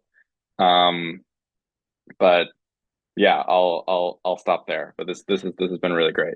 Well, you're really great. No, that's delightful. I'll pass it to Andrew Parson. It just makes you think, like, isn't it very interesting? Like, maybe the difference between capturing, I like that comment that Ebert just put, like, you're captured by something when there's a big other you have to defend, like football. So you're very fragile, right? But you're more captivated when someone can make it, and you're like, yeah, cool, because you're confident. Like, there's something about being captivated, if you will, that creates confidence. Whereas there's something about capture, if we make it that distinction, but the word capture, it is experientially isomorphic. But the difference, there's a certain fragility that's going on. Cadell, good to see you, sir. And so there's a difference in that sort of fragility that's there. I think about that in how there's something about confidence that seems to reflect you don't really care if people make fun of it, right? Because you're confident in it, right? There's a certain, like, when you really, there's a way in which when the thing itself speaks for itself, so you don't have to defend it, right? You just have to have people come and see, per se, just people be part of it, right? So there's some interesting difference with the confidence or different things. And then the last thing, I'll give it to Parsons here, is it is interesting because, like, Derrida, when he talks about deconstruction, views it as supposedly for justice, because the ability to question things that have become rigid can free them up and let in the other, right? So deconstruction for him was tied to justice. And likewise, we talked with Thomas Wynne how nihilation keeps the conversation going, because if you can always find a presupposition in the thought and annihilate it, well, then the conversation can flow again, right? And so deconstruction and annihilation are supposed to be in service of flow and the dynamic, but because the human being must necessarily re-stagnate, re-solidify, redo things, then you don't really so much have to have a thought about thought to intentionally go about the making of the rigid, is kind of what Derrida is getting at, is that the very way that thought is in seeking a signifier that is basically a map equals a territory, even though that's not possible, has thought go in that direction. What you need to be more intentional about is the act of deconstruction or Heideggerian annihilation to keep the energy going again, to actually then make it negentropic, which then, of course, funny enough, just means you become more efficient at finding new rigidities, right, or new entropies, right? But that, I think it makes more sense to think of Derrida and deconstruction when we think of deconstruction as freeing up water, as freeing a fluidity that naturally freezes because of the capture kink that is going on, as Yuri put it, right? It naturally does that. So you need to be intentional about it and annihilate it.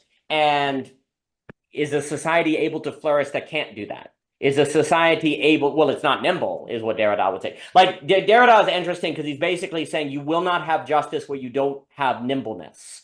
You will not have justice where you don't have nimbleness. And actually taking it, Derrida doesn't use this language, but also you got to be nimble to discern the mean situationally, right? If you're not able to do that following Aristotle, then you can't, it requires nimbleness to judge the mean situation by situation so that you can have the virtuous. And Derrida can be tied to that, but he is locked in a Kantian metaphysics. And so that I think the difference for me, and then I'll give it to Part, the difference between me is postmodernism critiques modernity with an assumption of Kantian metaphysics, while the modern counter-enlightenment critiques modernity not assuming Kantian metaphysics. That's the difference when I talk about the modern counter-enlightenment and postmodernity. That's the difference, is that the critique of modernity is from different metaphysics. And basically, the modern counter-enlightenment is from the metaphysics of metageometry of Leibniz, and situation is real, and relations are real, which goes all the way back to Korbowski and Vico and people like that.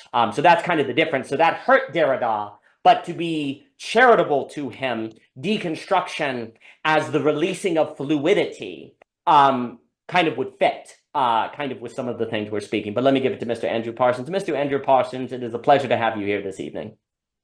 Thanks, Daniel. Yeah, it really kind of struck me with what Javier said about that we need to play with attachment, and just really great stuff. And like you were talking about this flourishing, and it brought back Benjamin Studebaker had an article about like looking at how different nation states are like trapped in this.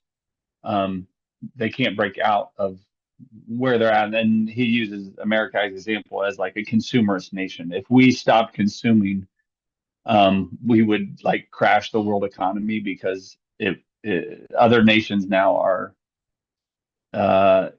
they lend to us and they need us to keep everything moving in a sense to keep cheap products being made and stuff like that. But now Americans are trapped in the idea that they need cheap plastic stuff, and you see this capture happening. But these other nation states like Russia are trying to become consumerist states, but they can't break out of it. And then you have nation states like China that are trying to maneuver around this system and set up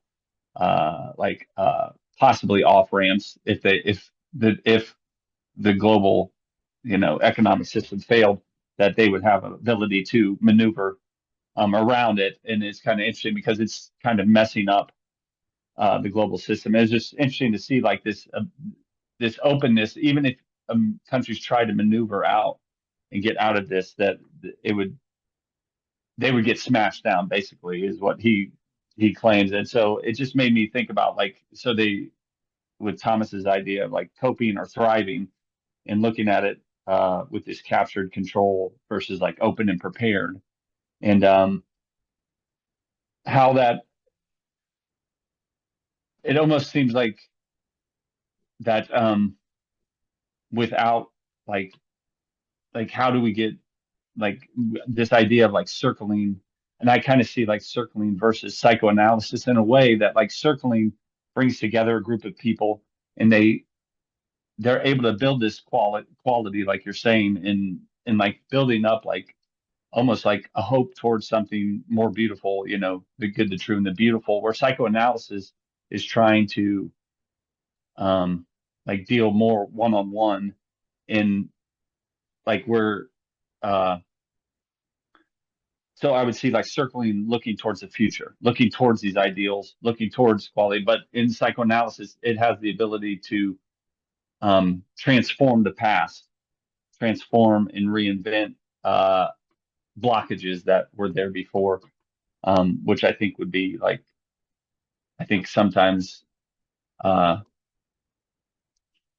they get maybe pitted against each other, but both would be needed. And I was thinking sometimes in like a one-on-one situation, you need to be freed to talk about like where you wouldn't bring things out in like a bigger group like this. Sometimes the one-on-one you would bring out like you could see maybe like you get to a deeper core of things where you're able to get at signifiers that you can really see what like sediment you and lock you in place.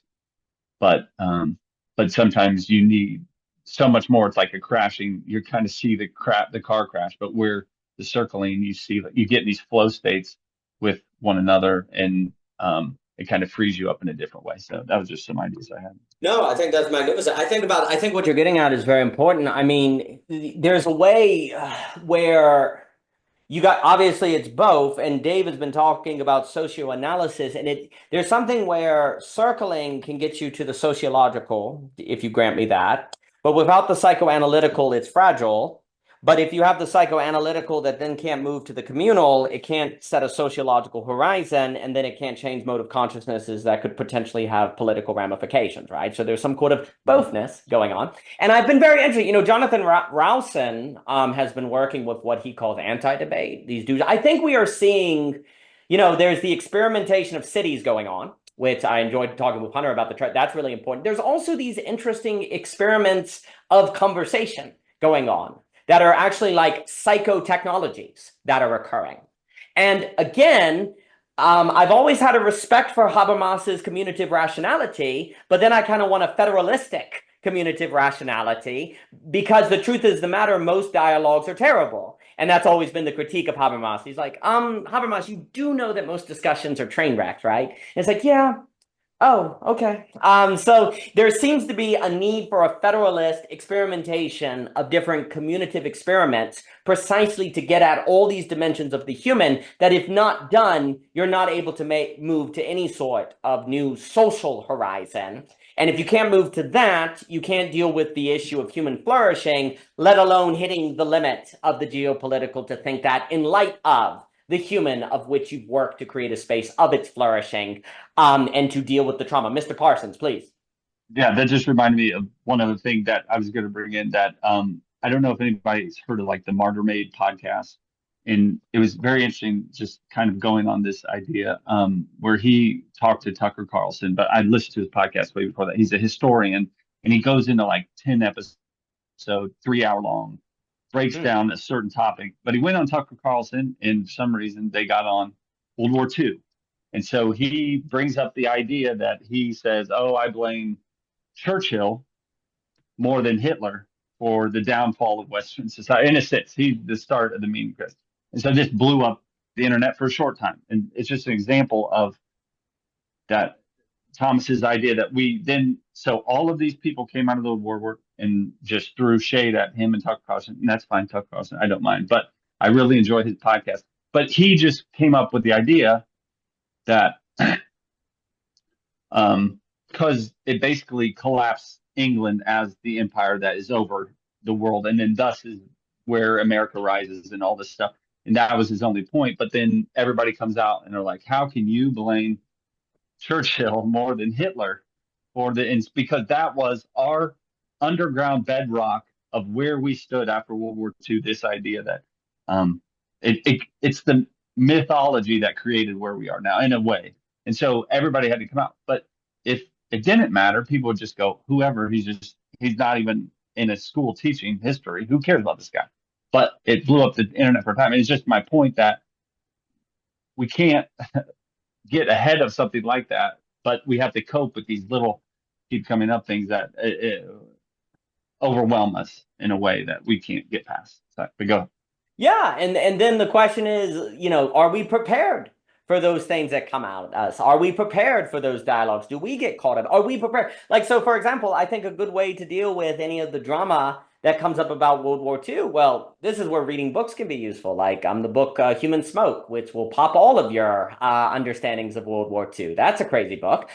Reading the Keynes, because, Keynes, it comes down to Bretton Woods, where kind of America tricked Britain to take on the war debts and didn't pay for anything and moved into becoming the global currency. Like, it's very difficult. Like the history of Bretton Woods is pretty fascinating and the impact it had on the British Empire. Kind of Britain kind of walked in going, well, of course America will forgive various war debts because we helped, deal with the Nazis. Yeah, about that. And so there's an entire history of World War II when you look at the monetary chess that was being played on. That's pretty crazy. When you look at Human Smoke on the kind of ideas of what Allied powers were fighting for in the relation to Germany early on, there are all these dimensions. I really do think almost the meta history of war is pretty interesting. When you study the history that gets told about war, that says a lot of the kind of people we want to be to ourselves.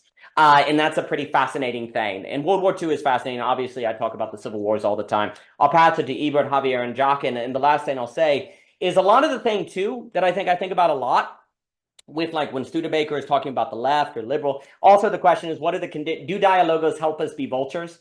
Do conversations like this help us do in that conversation he had at Philosophy Portal? A lot of liberalism, and this would also be, so basically, I believe postmodernity, for all it actually is full of good. There is good in postmodernity. But because it assumed a Kantian metaphysics, it ultimately fails. It ultimately cannot reconstruct, even though Derrida always said deconstruction at the end was going to be reconstruction. It can't actually move into reconstruction from a posture of deconstruction that assumes Kantianism. Okay, so it ultimately fails. I think you have to have a modern counter-enlightenment metaphysics that aligns with Leibniz and Hegel and so on and so forth. Likewise, the left has always, Adorno, Frankfurt talked about the left being the critique.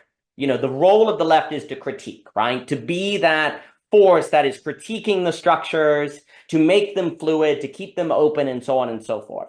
My argument is that fails, that actually you keep things open by the non-rational, not the critique. The critique and the non-rational are not the same. Critique does not get you out of a multipolar trap. Critique does not get you out of a Nash equilibrium. Critique does not get you out of institutional incentives that give you the Olson rise and fall of nations, right? Critique won't do that. All critique does is play within the multipolar trap that you have. And many of the problems we're in now are a result of game theory incentives that lead to suboptimal results that you can't get out of simply by critique. So the left, by identifying itself as critique, precisely to keep open tradition and different things, actually ends up being impotent to the possibility of dealing with the game theory dynamics that lead you with these collective actions that get you to places you don't want to be.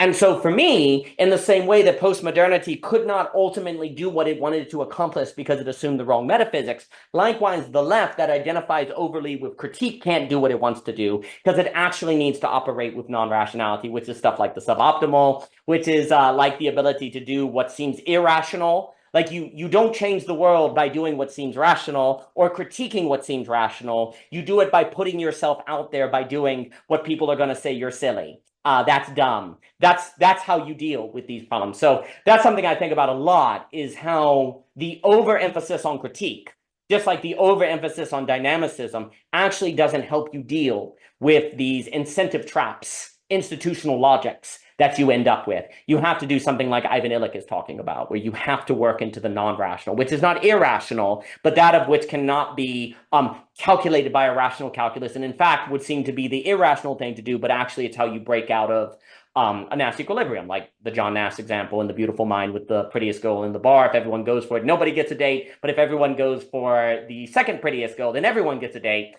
because you do the thing that seems not the best move, precisely because that is the best move on the board once you look at the dynamics that exist in the situation between all the agents and players, right? But let me give it to Mr. Ebert, Javier, and then Mr. Jockin. Mr. Ebert, please. I was just going to say, well, first of all, I'm doing a little talk tomorrow on masculinity, talk about capture and the idea of being a man.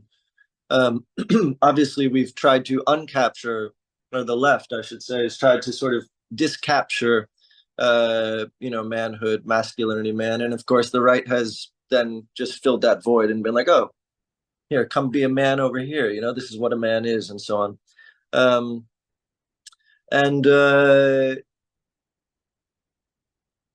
And so when we break it down to sort of fundamentals, like, do we want to be captured by the idea that Alex is Alex or Daniel is Daniel, or captured by the idea that it is 4 o'clock? Then we understand that we really do sort of rely on being fully captured to the state of pure automaticity. Anyway, you were talking about the geopolitical. Israelis are the only group on earth, I think, who are not suffering an infertility crisis. Talk about flourishing. Now, the reason why people have broken this down, they think that it's due to mimesis. Basically, people are like Orthodox Jews there are sort of hold this incredible sway. A lot of the status there, even with sort of secular Jews, is sort of derived from Orthodox Judaism and the sort of Orthodox way, which is to have lots and lots of babies. It's a sign of your sort of fealty or subscription to the general project of Israel. And so even the secular Jews there have lots of kids. They're the only country that sort of don't have this infertility problem. They are flourishing vis-a-vis pure orthodoxy, total capture. So I would like to problematize the idea that flourishing is an uncaptured state. And then with regard to time, yeah, I meant to mention these two things previously. I agree with I think wisdom, if the timescales are large enough, wisdom simply cannot become anything other than things change, or like we all die, or something very basic. But then this speaks to Javier's point, where it's like, well, that is the atemporal or sort of like infinitely temporal wisdom, which allows you then to deal not with what's going to happen in an hour, but what's going to happen right now. So we can say, oh, if you're thinking about what's going to happen in an hour, that's dumb, or in a half hour, or 5 minutes from now, or a minute from now. But as soon as you get to now, it's wise. It's wise again. So there's that issue where it's like what's happening right now, and of course that's the idea of being in the flow state and all that. And then the general sort of architecture, the atemporal architecture of your wisdom can inform now and allow you to take the risks because you already know you're going to die. You already know things are going to change and that everything is impermanent. And therefore you can make the right, true decisions now, sort of untethered to an hour from now, which is really what, you're supposed to, I think you're sort of supposed to do, certainly in a creative state, and so on. Last thing, back to Eric Berne. I forgot that I had studied him a little bit. And one interesting thing about him, I think he did tests and studies about this. It wasn't just conjecture, but strokes. He has this idea of strokes, good strokes, bad strokes. I think he even weights them. Like, let's just say good strokes are worth 2, and a bad stroke is worth what? Well, it's worth 1. It's better than no stroke. So if you can't get a good stroke, you'd like to have a bad stroke. If you can't get if you can't get a good stroke, you'd like to have a bad stroke. Now, I don't know if that's any longer accurate, right? Like maybe bad strokes are worth more than a good stroke at this point because of the attentional gravity of them. So yeah, anyway, I just wanted to say that. No, I think that's a brilliant point. I think, like, if it is not a possibility in your intellectual schema for a bad stroke to become better than a good stroke, then there is a point where you can end up in a Nash equilibrium and not know it and then be captured. And basically, the problem with overemphasizing critique, just like overemphasizing the dynamic, is that there's a way in which there is an assumption in that it's better to, it's like, critique cannot entail in itself a logic of which would be counterintuitive to itself, meaning that you should critique the critique or not critique. There are possibilities of a different structure that maybe it's actually better not to critique, like to not play. That might be better than actually a good critique.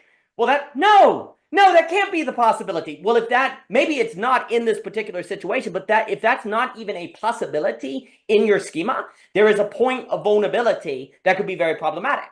And that's why, for me, like the introduction of rational, irrational, and non-rational as a third category always has to be lurking in the back of your mind, where you're actually asking the quality of the critique. Does the quality of the critique, say, assume the Kantian metaphysics as it critiques the modernity that is a product of Kantian metaphysics?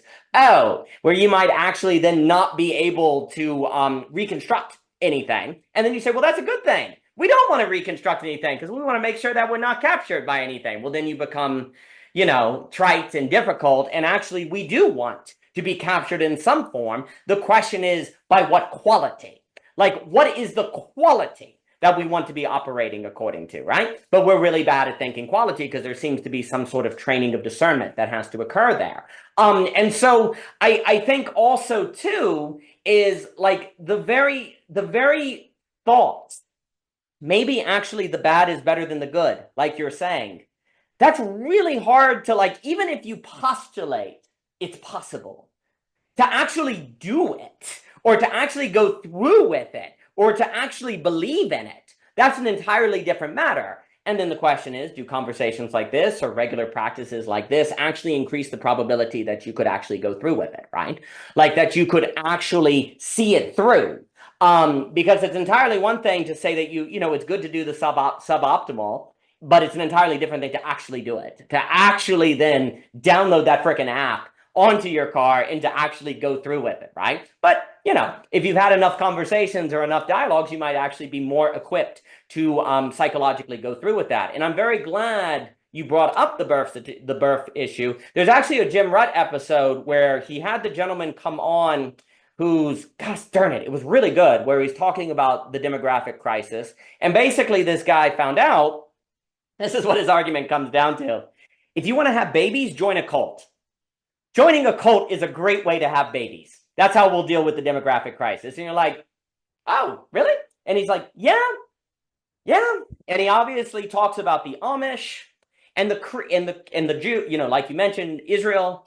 The key to the Amish, and he was correct, I was very happy to hear this, the Amish are not actually anti-technology, they're pro-insulation, of which requires mostly removing technology, But there are plenty of technologies the Amish use because they have gotten together and decided that this doesn't threat their insulation.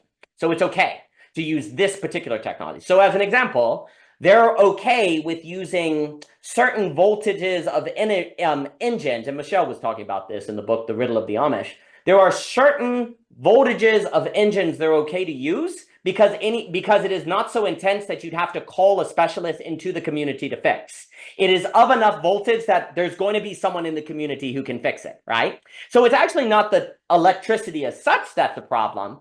It's a kind of electricity that would require bringing in a specialist that then could threaten the insulation. And what this guy was talking about is if you really, really, really care about birth rates, you're going to do what they're doing. You're going to have that same mindset. But then you go, that kind of sounds bad. That kind of sounds like anti-pluralism and maybe even risk and fascism and banality of evil and all the bad stuff. It's like, yep, yeah, it does. But that's how you deal with the birth rate problem. And you see that. But it's also how you deal with plurality. It's Yeah. also how you create plurality. Yeah. Yeah, you don't have plurality inside the membrane, but the very fact that the membrane is isolated and self-same means that it is providing plurality globally. Yep. So that's the problem. No, that's 100%. That's why, like, it gets all crazy, because if you say your goal is pluralism, great. We'll make really strong membrane. No, we'll make isolate, not membrane. We'll have straight walls, man. Then the world will be very pluralistic. So it's important to realize that when we talk about pluralism, you're talking about, maybe without realizing it, a certain quality of pluralism, which has people have distinct identities, but they're open to the other. Wait a minute, that is those cancel each other out. Like following the Amish example, the very exposure to the other makes it incredibly difficult to have diversity. That's the comedy. Well, if you like Kafka, that's it. If you find Kafka funny, that's the comedy. And yeah, Attack on Titan pluralism. I saw that. Yeah, that's great. But that's the trick, and that's why I like thinking about the term flourishing. Just after talking with Hunter and just this question of the charter cities, and we're talking about everything dependent on the flow of the blood. You could have a really healthy lung, but if your blood flow's not good, you die. It's like you need healthy roads, you need healthy silk roads. Vervaeke talks about that. But the very existence of a road is a threat to diversity. That's the very existence of a road is a threat to diversity. So let's not have roads. Okay, well then you're Amish, right? And if you don't have roads, you cannot have specialized technology. That's just how it works. So we have to somehow figure out how to have roads while maintaining diversity, which seems like it requires a certain way of thinking, a certain nimbleness of the ability to say, well, you got to be able to use the road and not lose conviction or the absolute choice. You just you have to maintain the absolute choice of your diverse pluralistic identity as you use the road, which then makes it existential and hard. Like before it's one thing to be yourself and different before a face, and an entirely different thing when you're trying to be different before the face that you feel your difference before the gaze, as Sartre understood, and like Levinas and everything, right? It's easy to be unique when you're alone. It's very difficult to try to maintain your diversity and uniqueness in diversity when you are before the face of the other. And that's where it becomes existential. And the question is, what practices that can maintain that? Like we were talking about earlier, philosophy, dialogos, the things we're doing. What practices can we do to actually maintain diversity in light of the road, in light of the face? It's an incredible and that to me just comes to what Cadell, how do you have creativity? Creativity and also biological creativity. It seems to be a radical problem. But let me pass it to Javier and then Mr. Jockin. And then if anyone has any final things, please. I hear the rain starting, so if I vanish suddenly, just assume I've drowned. Just assume that. But let me pass it to Mr. Rivera. Mr. Rivera. Yeah, it always kind of befuddles me when we're like, I think it's like we should approach the fertility problem directly. Like I feel like that's just that's not how it works. But I do think on your thing about thinking, diversity cannot be met. It's always going to be isolated diversity or isolated plurality, the way kind of Ebert pointed out and you pointed out, if we can't increase our capacity for suffering, which in the Buddhist sense is actually compassion, suffering together. We can't suffer together. There's actually, ironically, there's no flourishing, so to speak, only isolated accounts of flourishing. And that's kind of like what I meant by like a self-forgetfulness, which is you're able to take yourself out of the account in account of the other. So it means geopolitical situations are a big deal. And even when thinking can be insufficient, at the very least, if you can have a praxis to increase your capacity for suffering, I think that would go a long way, ironically. Because I mean, just I think on like a practical level, like I have faith, like, I would give my faith in you guys to do the thinking. Let's, get everybody else to do the space work to increase their capacity for suffering. I would be very sadomasochistic, I guess, in this sense. But actually, I think that word has such a negative connotation because even when we talk about the philosophy of why people don't want to have children, it's really the philosophy of I don't want to struggle, right? Even though there's real material conditions to say why you shouldn't have a child, right? But why is the Christian rhetoric so strong? It's not just because it's a life. It's because they got faith in God and suffering through whatever is going to be taken care of. It's like it has a sadomasochistic bent to it. That suffering is a part of life. And so it's not just the fact that it's a life that's being killed. It's also this suffering is a part of this thing that you can't avoid. And so having a child, regardless of the material conditions, you should strive for. Now that's still problematic because now we're still getting we've gone away from the mythos of this. We're in a secular mythos. I don't know exactly what that means, but like, this is why we're talking about the material conditions for having a child. What are the conditions, ideas, and the material conditions that we can set up to increase fertility rates and so on? But I still think, even on that level, the capacity for suffering, if it if it never changes, like I just feel like that's it feels like it's going to be feeble instead, right? Because the material conditions are finite, ideas can fail. So like increasing the capacity for suffering is one of those things that's like, well, even when it fails, I got this. And another note, because I know Ebert was talking about masculinity and you were talking about critique, Daniel. I was talking to my partner about this, and I was like, feminist critique did a really big blow without even them realizing it. It's not even the fact that they undid the way we think or should think about women or femininity. It's the fact that they also destroyed the very relation that held it together. So like the mistake that I think some feminists are starting to understand now is we can't just deconstruct what it means to be a woman because we just made everything about manhood fall apart in the whole critique. Right? So it's relational. That's the problem, right? And so what the feminists couldn't have possibly predicted was an actual return of the repressed to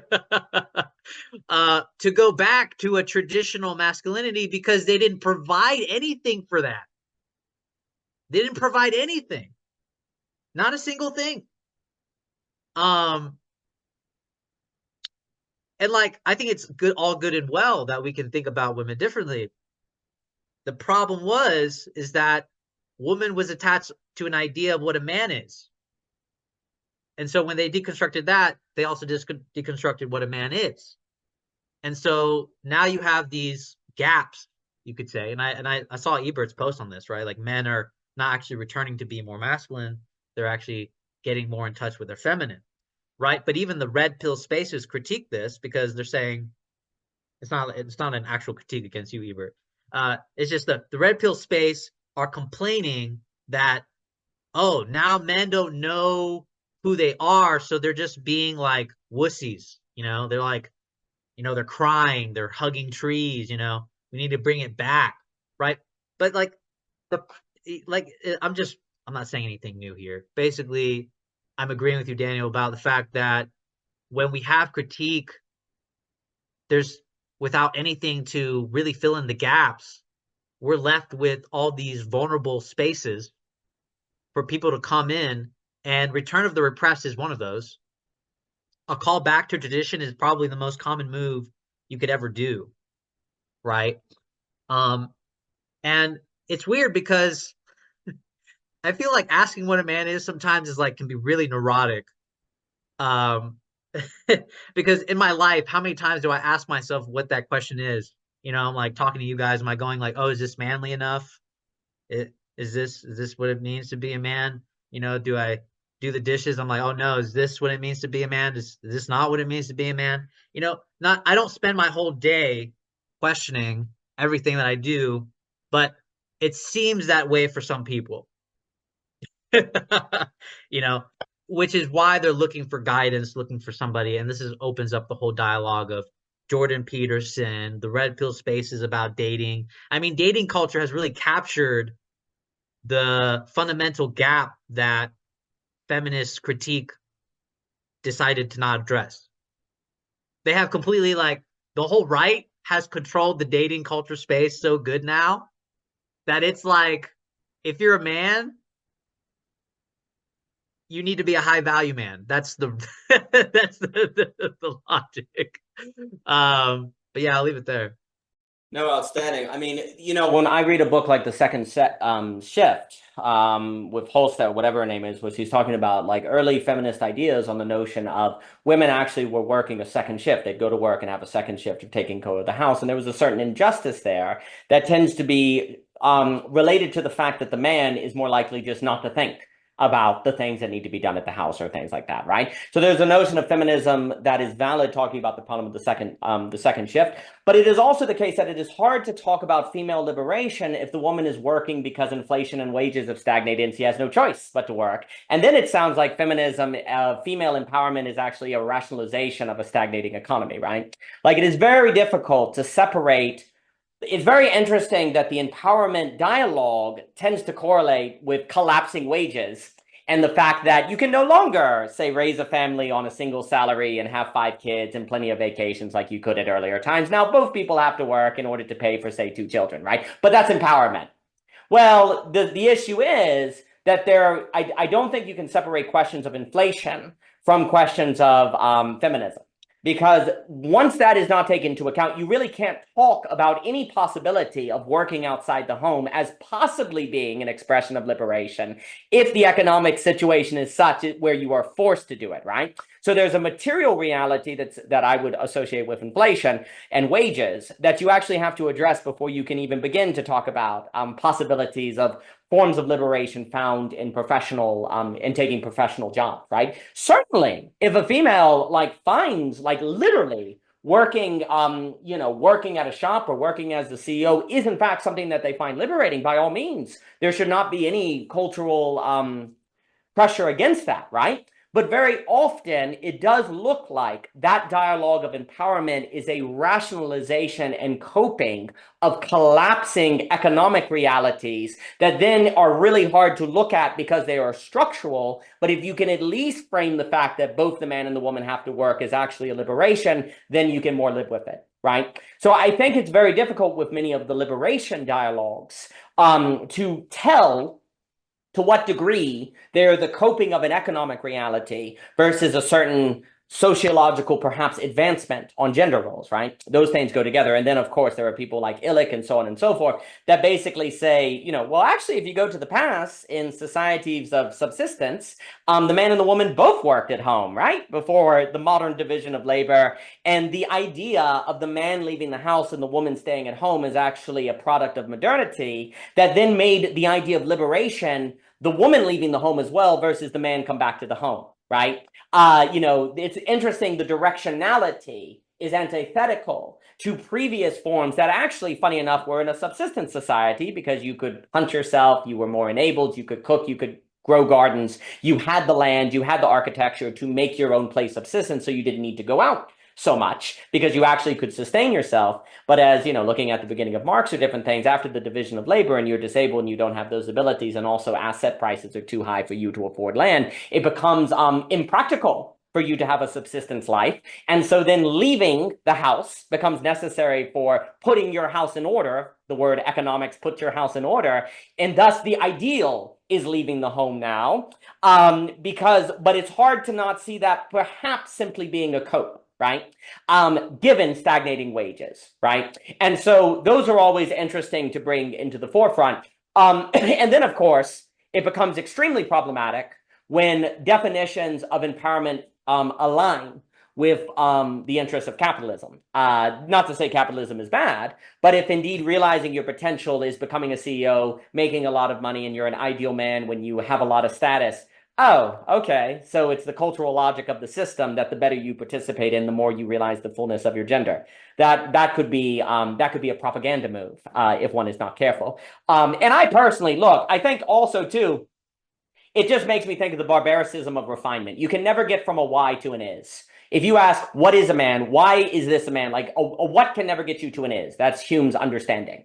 What you can do is absolutely choose an is and then defend it with whys. That's what you can do. But you can never arrive at a way of life from seeking the question, what is a man? Or what is a good worker? Or what is a good Christian? What is a whatever, right? You have to absolutely choose it. And experiment with it live. That doesn't mean you have to pick something and stay with it together, but you have to live the experimentation. You're asking why questions cannot replace the lived experimentation. You have to try things with your body and try things. You can't say, what is a man, and not try any different lived experiments, right? You have to do different things and do different jobs, and that can be your process of searching, but you cannot use the why question to arrive at a non-rational conclusion, which is the experience of different possibilities, right? That's why if you want to find yourself or whatever, you need to go do the things you're afraid of. That tends to be a really good way to find yourself, is to face your fears, right? But you can't why your way to courage. You have to choose and act your way into it, right? And so what ends up happening, it's no different than people what should I do with my life? Well, you'll never get an answer. It's the barbaricism of refinement. It's philosophy's worst problem in Hume. You can always ask another why. It's all the way down. You end up in the Samuel Barnes. You can never answer the meta question, so you're doomed, right? So likewise, what is a man? You're doomed. It never ends, right? Because you just go on and on. You want to self-forget it. You just want to self-forget it. You just want to do it, right? And, maybe Michelle will talk all the time about listening to your body, right? Instead of asking, what is a man? Do you feel like you want to lift weights? Okay, let your body tell you what to do. Not ask, should I lift weights because I'm a man? But you literally feel it. Like you feel your body better when you exercise. Do you not feel better? Do you not have a qualitative difference? Right? That's the key. You're making the assessment on what you should do by the experience of a different quality, not why questions, because why questions are always barbaricism of refinement, right? So listening to your body, literally, really paying attention to what time of day do you feel a better quality? That becomes a better basis for what you should do to self-forget questions of masculinity and yet at the same time actually realize masculinity. Because you're moving from why into action and practice, right? And it's more of a self-forgetful, right? And then females do the same and human beings do the same. So again, and I'll give it to Mr. Jockin and then Mr. Ebert if you'd like to speak, and then any final thoughts. It is very difficult. You cannot get to a way of life from a why. You can choose and act a way of life and try different things in action, as Marcise Blondel talks about, and defend it with whys, and self-defend with philosophy, but you cannot change your life by asking philosophical questions about it. You have to use philosophy to discern the best choice or to discern what you think you ought to do and to defend it. But you do have to act, which ultimately means some sort of courage has to come to play, I think. But let me give it to Mr. Jockin. Mr. Jockin. Yeah, courage, temperance, especially in ordering of basically desire and mediating that, and prudence. I mean, that's something. Like the whole problem is that when we think philosophy is just wisdom of just abstractional universals and just contemplating it, that's fantastic and it's great. It's very high esteem and to do that, but we need prudence, which is the application to the particular, right? And I think especially, one of the things I'll be talking about my next Halcyon course is there's a lot of interfacing of the body with the intellect in Aristotelian Platonic thought, especially Aristotelian. I say that because the power is basically what's called the estimative power, memory, the common sense, imagination. These all have bodily components to it, and they're actually essential. In fact, the whole mode of induction doesn't work without those things. So this idea of and that's the point. That attaches to Plato too, because even though Plato does have some parts that are very, but the kind of Gnostic, the soul's just trapped in the body. Yes, Phaedo has that. There's other ones that talk about it very much that the soul, the body's. It's not even to say. I've said this many times before. It's not that the soul's embodied. It is the body's ensouled. There's that language even makes a big difference. What that means is that the body is an instrument of the soul, right? Actually, one thing Plato says is that philosophy is the greatest music a man can do. Very fun to say that. What my playing on that is to say, yeah, when the soul is an instrument and a man uses philosophy, he's producing melodies with it, right? With his soul as an instrument. But as especially played out via modes of prudence and courage and temperance, especially. I think that's very true. And actually tied to that note, it's very true. I mean, Alex is out the door right now, but just to say, like, I had a note here, just fucking do it. Like, the paralysis of thought gets you all tripped up.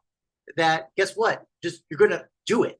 And even if you're wrong, even in the error of wrongness, now you can react. You can only course correct when you're actually moving forward. So you're actually doing something. The mental paralysis is a disaster. Yeah, Shia LaBeouf it. Fuck it. It's very appropriate. It's a very good meme. And that leads to another part, which is, of course, I don't know, I'm sure everyone else has had this. You have a conversation where it's high intensity. You kind of like, there was a conflict, and you're gonna have to talk about it. You're gonna have to address it. And you have this anxiety and you want to avoid it. You don't want to have the conversation. You don't want to do it. And your mind's hypothetically operating through all the possibilities of the conflict of how it's going to play out and how it's going to be talked about. Or you can go fucking do it. Go have the conversation. I just had one recently, like a week ago. And guess what? It went way better. It went, the pain, the willingness to enter into the conflict and enter into the conversation actually was a lot easier than having to sit here in the mental disaster of hypothetical infinity that you're through. And that's always a big problem with human beings. We have nous in the operation of the intellect, which is infinite. But here's the problem: we're finite beings. So you're basically implanted with the infinite in a body that's finite, and we break against it if we don't operate on it. We don't operate to material reality. Just to riff on that part. But Michael already left, but I want to talk about from what he said. Reminded me of something, because the idea of what he said about like most students are much more egotistic. They have that defense. They're not willing to be moved because they have this ego defense, right? And this kind of emotional dysregulational problems come with conflict of their mental images and their norms of regularity being disrupted or challenged. I will comment, the greatest success and sign of teaching I've ever seen, is these moments when the students are captivated by their work and by the art and by the making. When I see that, no, I actually have full trust it's working, it's perfect. I don't have to do anything. I just step back, I affirm, and just say, go, keep going. I only say that because that's the exact opposite of what happens. So that kind of egotistic defense, where they make the work and then they're in a state of defense.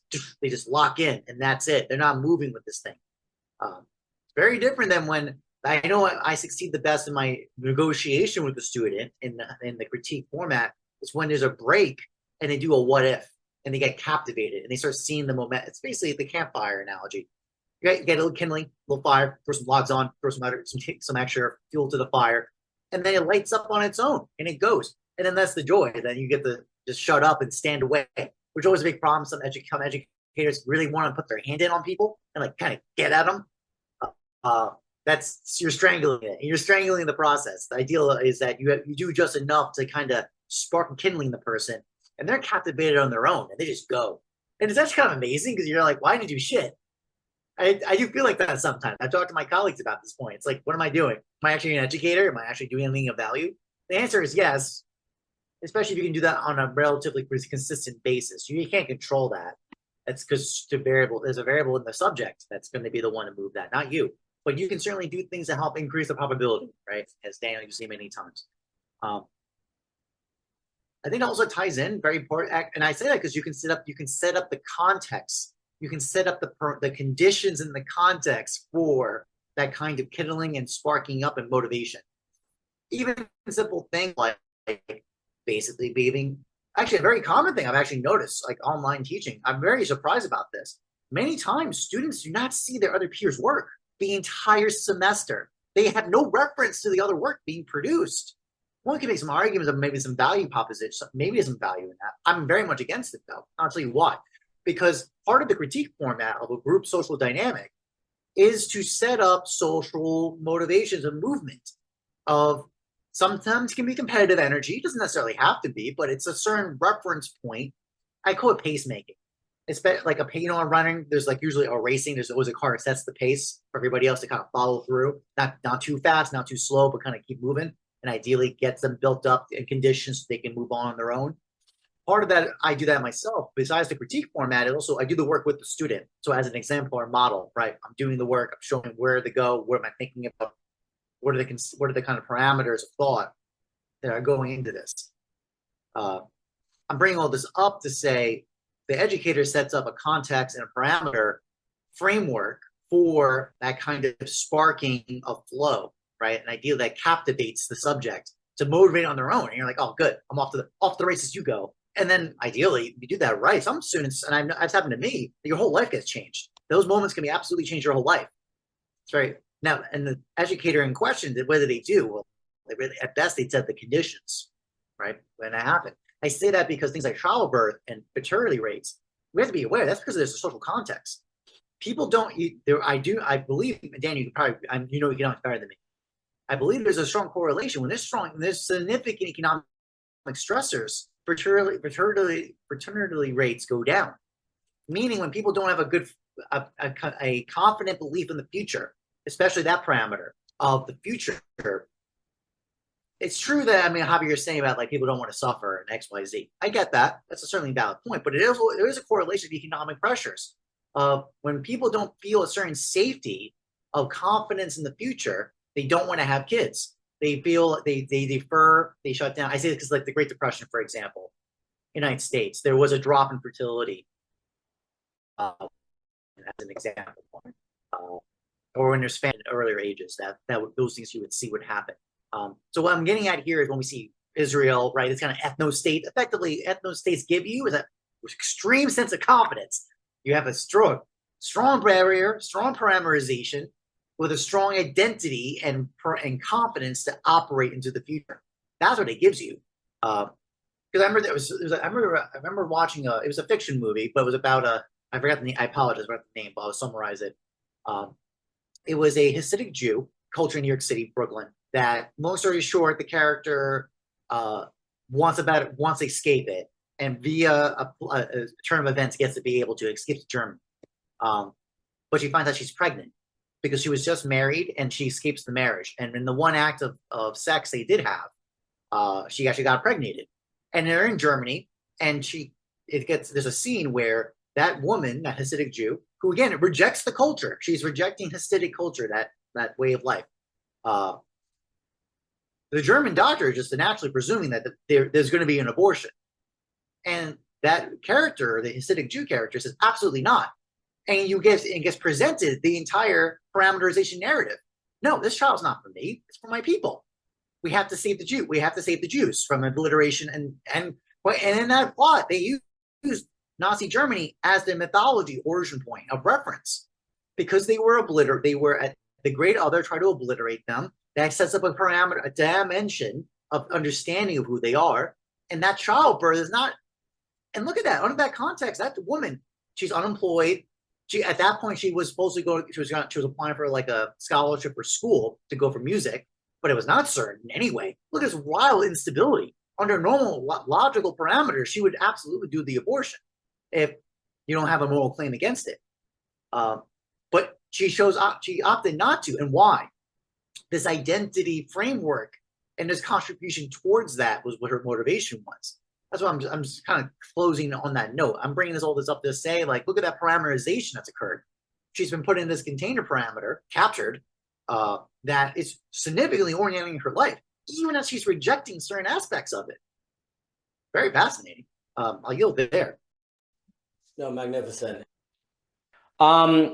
Wages go up when there's a Black Plague and everyone dies because labor is now rare and it is hard to get workers. So you can get a lot of people, you know, if wages go up, people are confident in the future. But one of the ways you increase wages by having a lot of people die.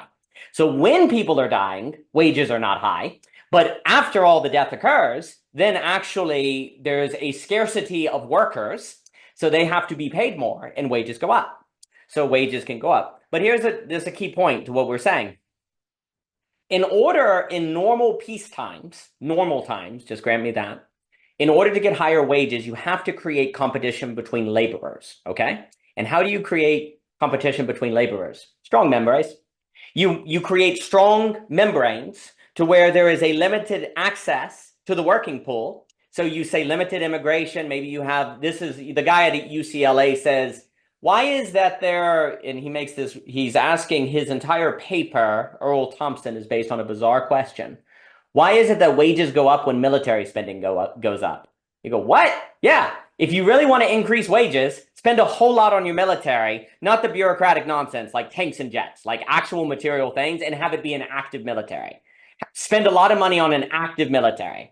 Now, he makes some caveats. The argument's not too strong because you have to go through praxis, but he's basically asking, and you go through history. It's like, look, even if there's like a different kind of warfare, starting after World War II, where this doesn't apply, for most of history, military spending correlated with higher wages. You go, why?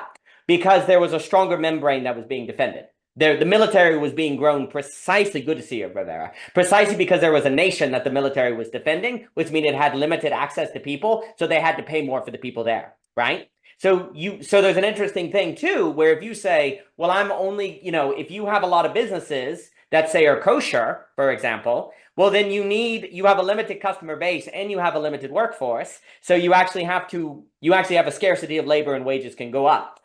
So there's all of these tricks of insulation because you would say, oh my gosh, it's terrible to be isolated from the rest of the world. We shouldn't be cut off. We shouldn't be spending money on the military. Well, ironically, that can help wages go up. Oh, well, we want wages to go up, right?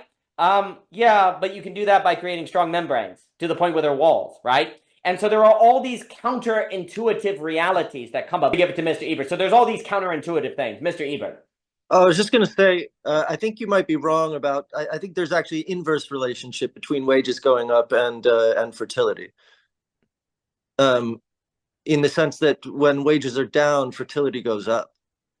Well, there's concentration of wealth. So actually fertility goes down when you have wealth inequality. Wages going up in the aggregate correlate with higher fertility overall. You're exactly right. We're actually rich people, funny enough, in first world nations will actually have less children because there also gets a certain identification of, well, they live in cities and urbanites will actually go against people having children. But when you're looking at the trajectory of average wages, it actually, it's different. But I think the conclusion, I guess, then that you're drawing, I guess, then seems wrong, and I think it's interesting, though. I've always thought it's interesting that increased wages or a sense that my future will be more secure is not what makes people have more babies. They say it is, but historically, that's not actually the case. It's the case that the more impoverished, the more children, largely in part due to child mortality rates and the necessity to have, extra babies, but also then, more work, more help, and so on. Anyway, it's an interesting fact. A friend of mine once told me that onions behave the same way. That when onions are in danger, and maybe other flowers do this too, when they're in danger or they don't have enough flowers, or I mean, sorry, water, or something environmentally is straining them, they'll cast their seeds early, and as often as possible, but before they otherwise would. Yeah, anyway, the same seems to be the case with humans that are struggling. No, it's a fascinating point, because what Earl Thompson will talk about is differences between profit, wages, and wealth.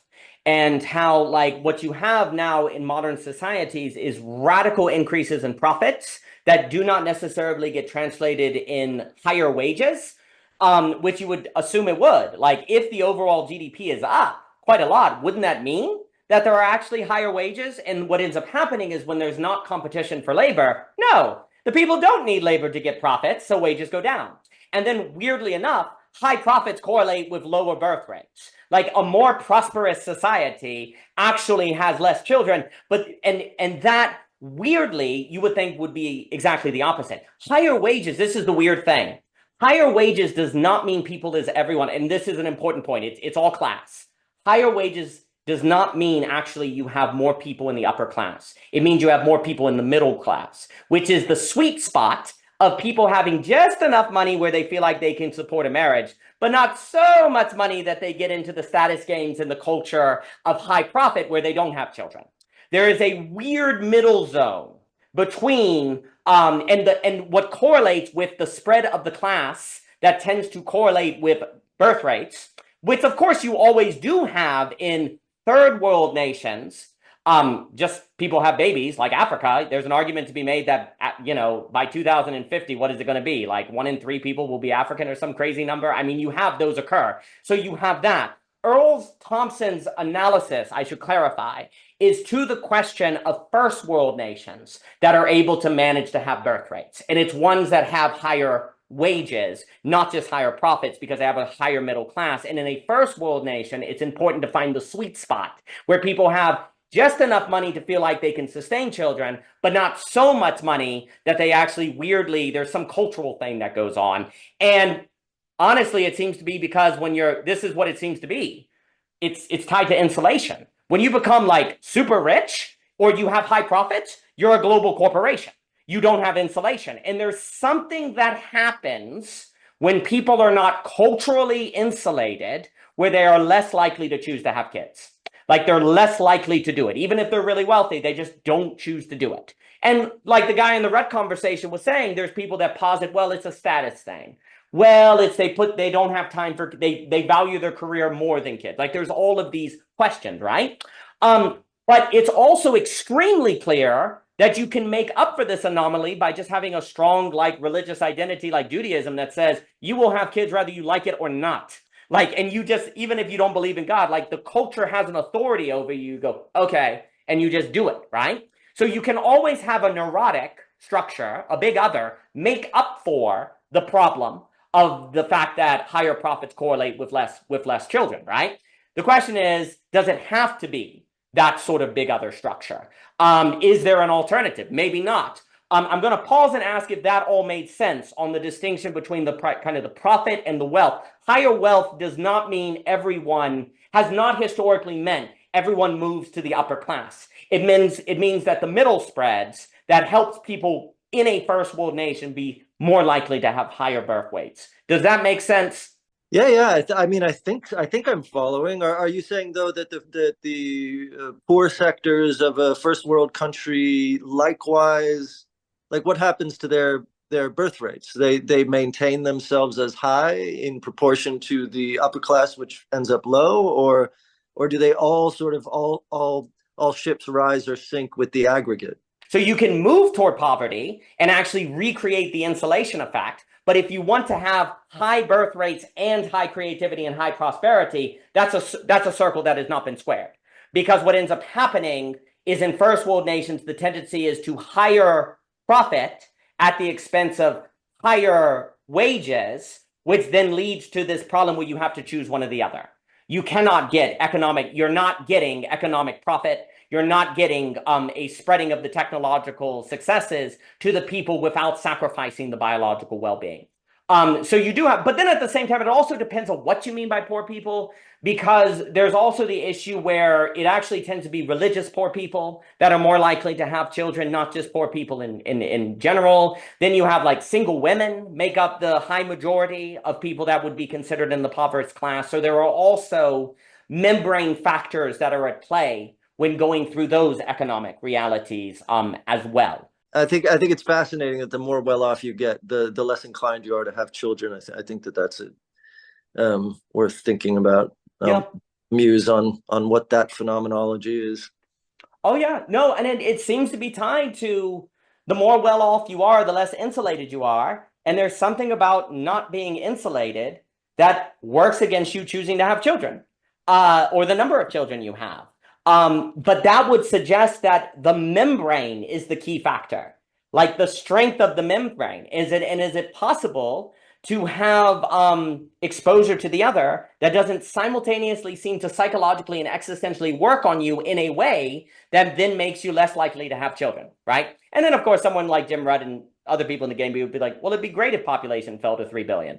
Why are we so worried about this, right? It could be a more sustainable planet or a different thing. So that's always that point that's coming up. But Michelle, please, I really hope you're making bagels. I wish I were making bagels too, babe. I really do.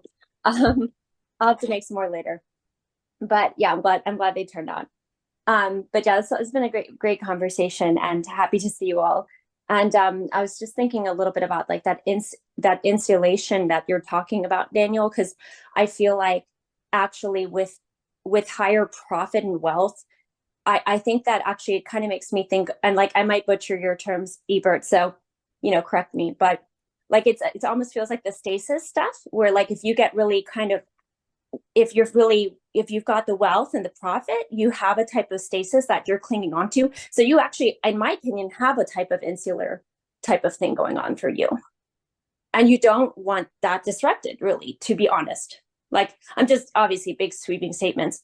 Now, the other thing I was thinking that's interesting is like the fact that barriers make the insulation of these identity groups, or like these ethnic groups, like, or, like Amish or whatever, right? Like they've got these strong membership, non-membership, and like, I don't know, the kids have been asking me a lot of questions lately about like, anyways, it's like basically membership and like kind of communion and all sorts of different things, because there's variations a lot within Christianity, Judaism, whatever.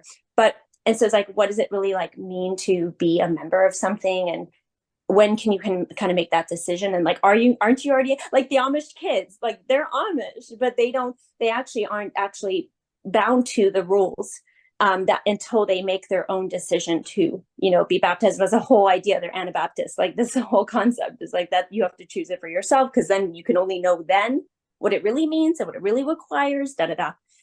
Anyways, but the point of the matter is, I was thinking about like this concept of the barrier, and how with contraception the barrier is internalized. Like the barrier now is actually the contraception, right? It's whatever it is, it's the condom, it's the IDU, whatever, I forget the other terms, but you know what I'm saying? Like these are these things that are like internalized barriers that are like physiological things, that the barrier becomes something that you have inside of, well, for the female, I mean, for the male, I guess it's also on him or whatever, but it's like there's something about it that I'm interested in, this concept of like bringing the barrier closer to your physicality, and yet somehow that dissolves the barrier of like these kind of whatever it is, like religious norms, or like these groups that kind of give the sense of like, instead of the barrier being like literally between the active sexual intercourse, the barrier was out there. Like it was like the thing around you kind of protecting all of that sexual intercourse that was supposed to be really actually conceiving things, or conceiving humans. So I don't know. I'm just thinking, I'm thinking about that being like fascinating, because again, to go back to some of your terms, Ebert, or a term, the saturation, it's like, what's more of a saturation, like bringing the barrier into like your own physical body, to make a barrier to something, which is conception, or the barrier of the wall, or like the we wear, you know, the Amish clothes and do the Amish things, and you guys don't. You're the English people, and we're the, you know, like what because I'm trying to think through that, because hopefully the concept is that through the saturation, you actually kind of can come through that somehow, or like it doesn't necessarily mean that like your life might look any different to anybody else, but maybe like in your head, or what you experience, or philosophically, like you go through sort of like, again, a kind of Humean journey or something. Because I think there's some parallel between an ultra saturation and a Humean journey, because like you do this whole going out, you know, saturating with these ideas and these pluralism, blah blah blah, and then you like, you know, go back to your common life. But I guess I'm just trying to think about that, and I it's mostly me just thinking the word play is interesting, right? Because like barrier methods, and then there's barriers that create society, you know, these subcultures and like these groups that then have these strong senses of yeah.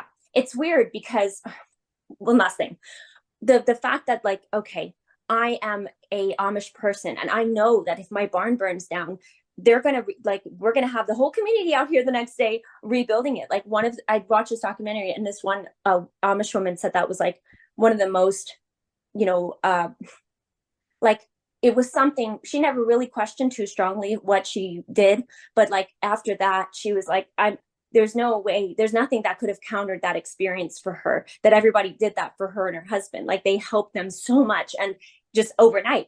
And I think like what I'm saying is that there's this interesting like what was I gonna, oh gosh, no, I forgot it. But basically it was kind of this comparison of the insular nature of things. Like there's the insular nature of the group itself, right? Which seems like a type of stasis. But then we're talking about this like not having kids wealthy stasis that also presents itself as a type of insularity. So it's just a jumble of thoughts, but these are things that were coming to mind as I was listening. So thank you all. Well, you know, it reminds me of something very important, and then I'll pass it.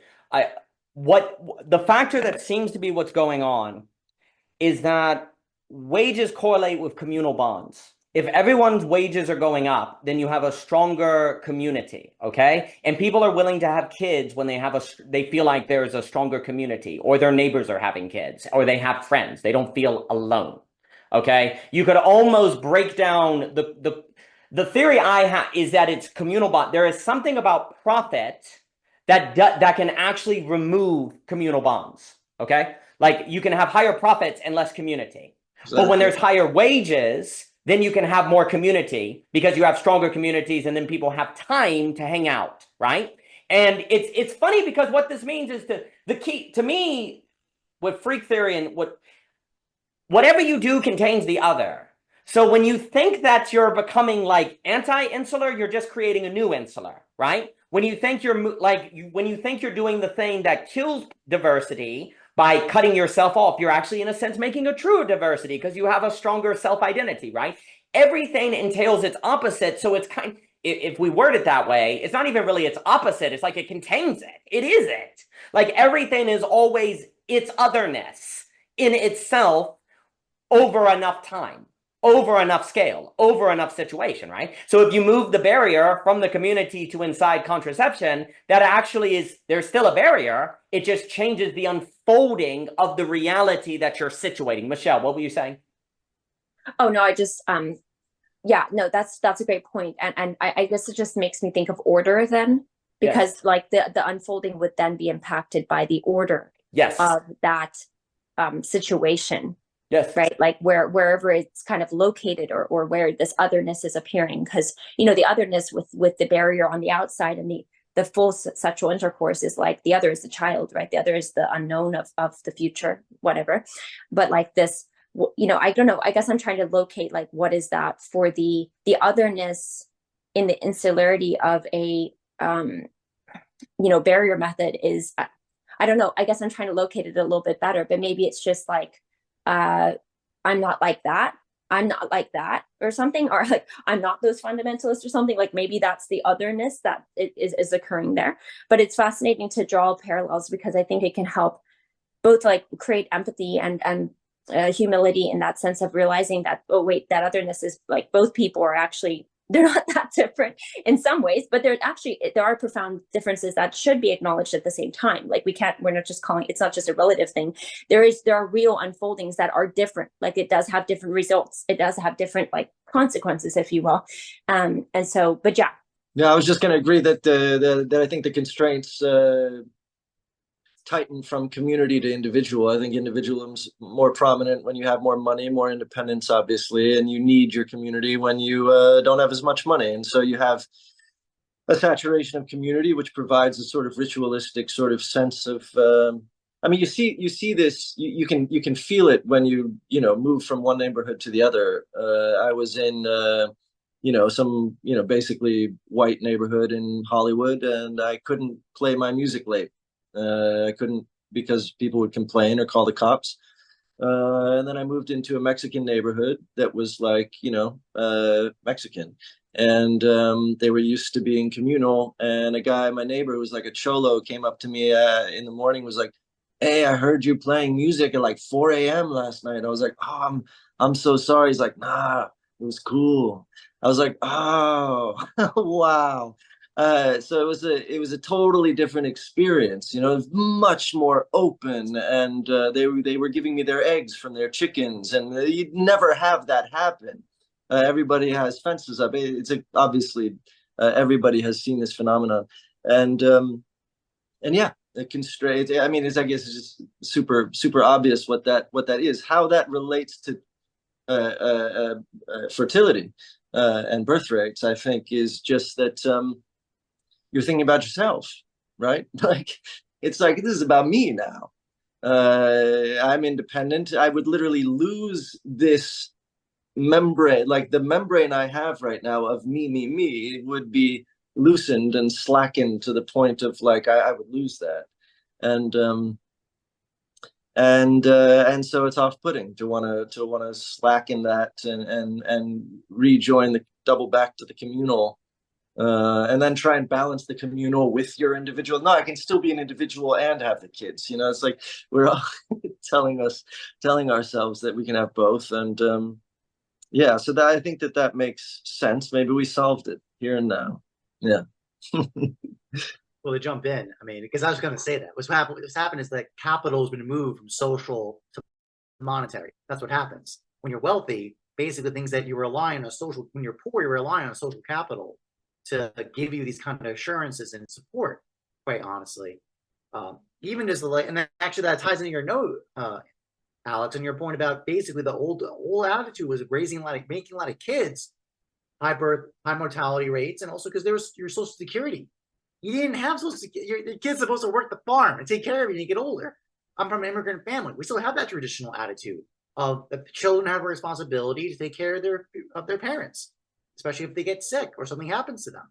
It's a very expected norm, so these kind of operations, I'm not surprised. And that once you basically use money as a way to basically deal with depersonalized, atomized individuals, we're now remediating our needs via money. And then we find out, oh, wait a minute, this stuff's actually really expensive.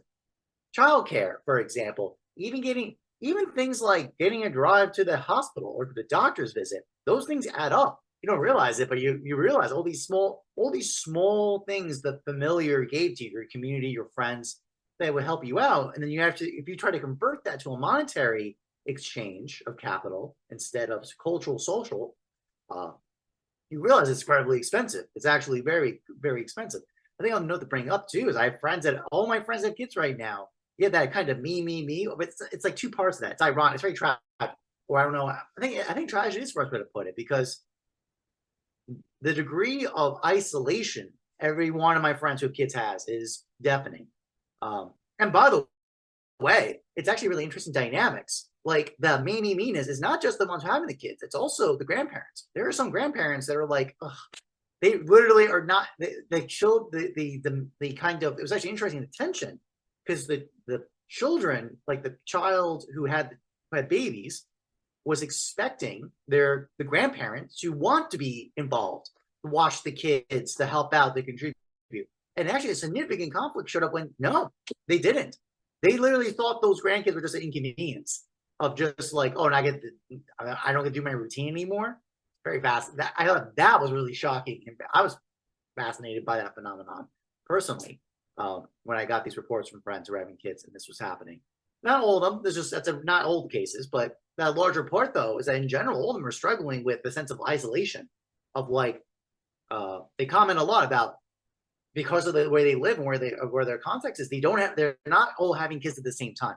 We even lost that social coordination where basically people were having kids all at the same time, and you would have basically like 4 moms in the same neighborhood, right? Who can like coordinate and like, as what Javier said, kind of suffer together through the hardships of toddlers and all the other stuff, and you can coordinate and kind of spread out demands based on that.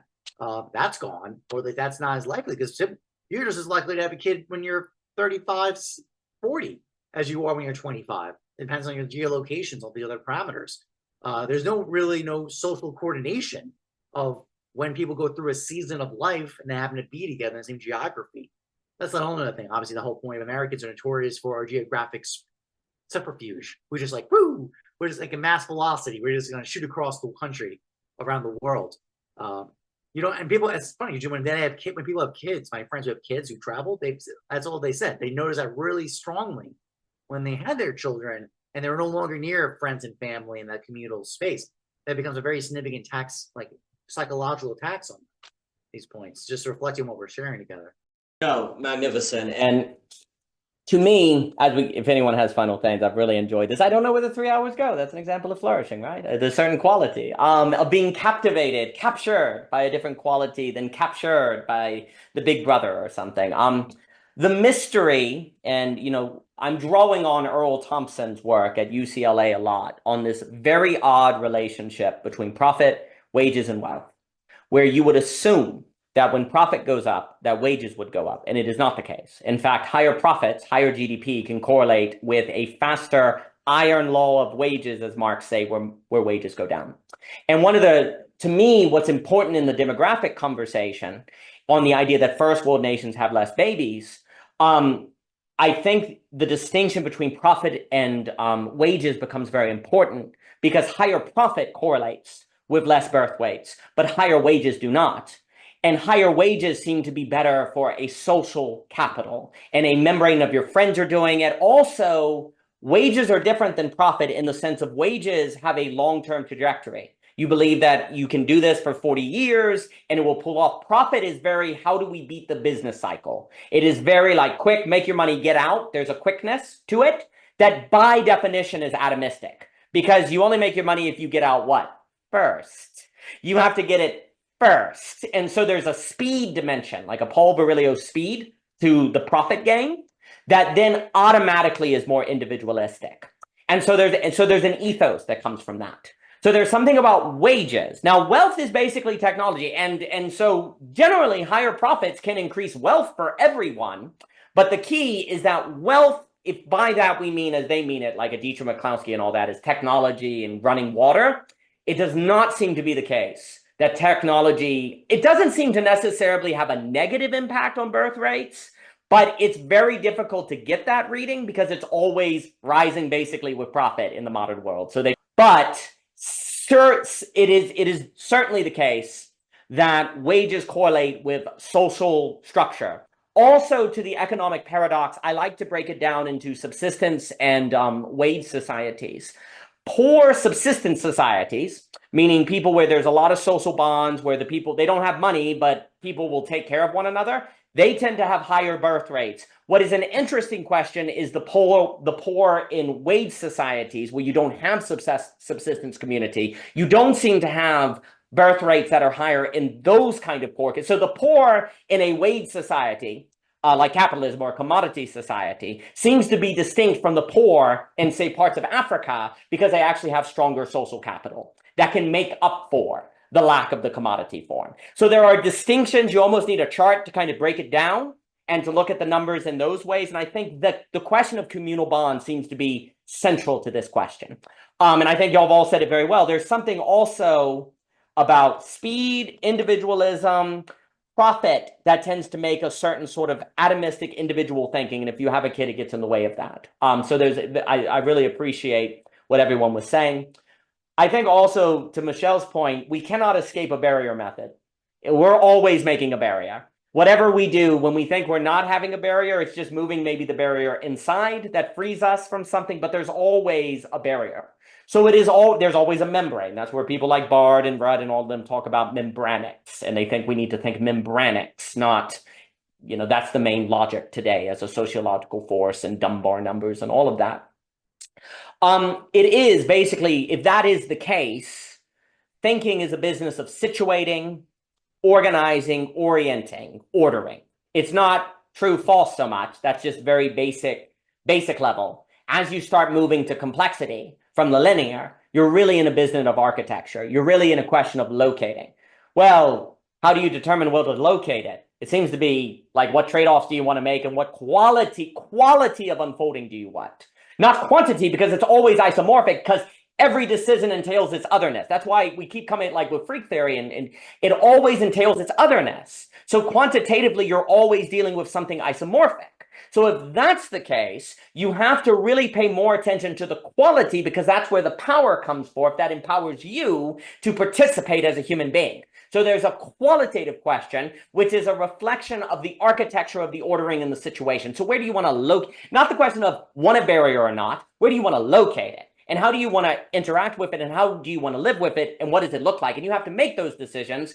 But we tend to hate making decisions because they're existential. And we don't want to be responsible for our barriers because we know that barriers exclude and include, and there's good and bad, and we get confused and we don't know what to do. And so, but we ultimately want a barrier. We want to be captured. And so if we repress that, the psychological tension that creates eventually comes out, and we're susceptible to a strong man, or we become pathological. So we have to own our barrier methods. We have to own the fact that our membranic. We have to own them.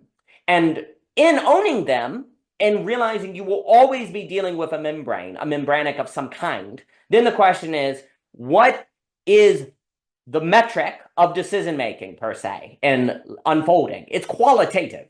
It has to be in the realm of the qualitative.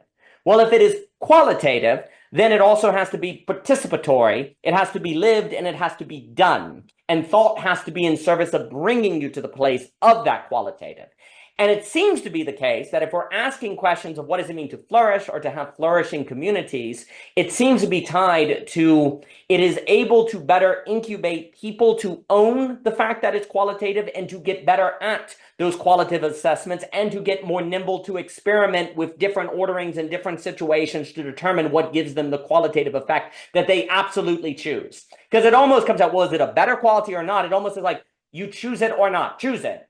You have to choose it, decide. Do you want it or not? Which is kind of naked and kind of existential. But if you do not do that, if you do not ultimately make an absolute choice for the quality you want to live according to and organize your life, you are stuck in the ever barbaricism of refinement. You always can ask, is there something else? Is there something more? And thus have a reason to give it up. And so you do in the name of freedom and have no capacity to feel free anymore because you've given up the ground of that possibility. So there's some sort of absolute choice, I think, is at the basis of it all. And I really do appreciate freak theory in the sense that if we take seriously that everything entails its otherness as already its otherness, and that you're always simply ordering that relation qualitatively, then we have, like, that's the game.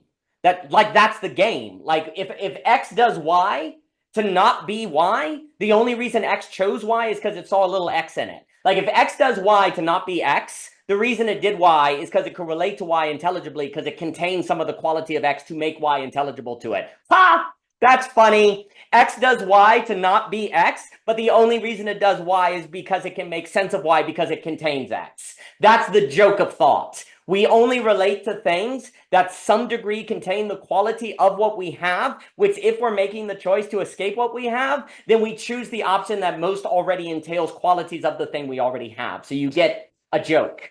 But it just because it quantitatively has to be isomorphic as such does not mean there can't be a qualitative difference. But that's up to us. And that's up to the kind of work that we want to do and that we choose. And that becomes very hard. But I think it is possible.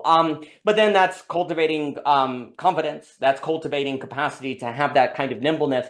And then I guess it just like, it also comes to what you were saying about a teacher. Because we seem to be in the age where if the big other needs to have the role of training the child, to go to Cadell and Alex's conversation, I think if the parent is the big other that is training the child to overcome the big other, then the teacher is a teacher in disguise. They're actually a facilitator that's looking like a teacher precisely to facilitate your overcoming of the teacher. This is the age of facilitation and design, because what we're trying to do is figure out how do we facilitate the condition that creates the possibility of an experience of being captivated that will scratch the itch of our need to be captured, in which we actually critically form a uniquely diverse membrane that is the conversation or interaction itself. Mr. Ebert put it very well earlier when he says the way you get diversity is to have distinction, is to have, like, you know, walls or membranes, right? So the question is simply the following: where will we locate our membrane? Where will we locate our barrier?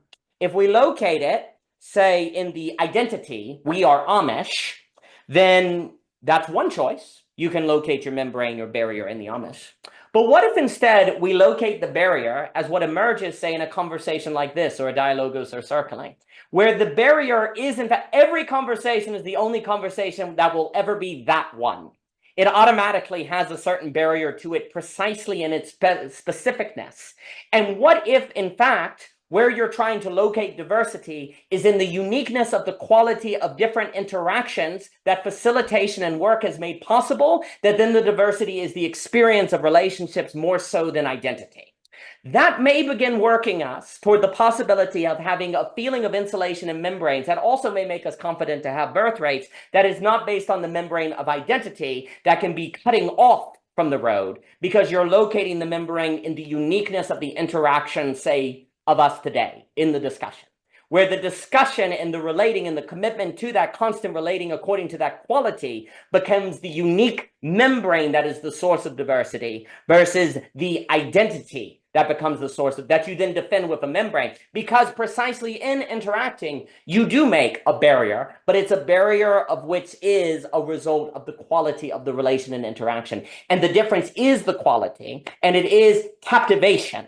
The membrane of captivation versus the membrane that is a result of being captured, which tends to create identity, that leads us into all of the unescapable dynamics that don't seem to be adequate to the question of flourishing under pluralism today. If instead we base it actually on the distinction, on the distinct captivation that can occur in a certain interaction, and then design cities and governments to cultivate and better facilitate that, it might be possible for people to then feel like they have a strong membrane because they know there are these spaces of captivation in their life, and then maybe they will have more children, even if they don't have a strong identity membrane, because they have experiences of strong membranes that are in those possible unique interactions.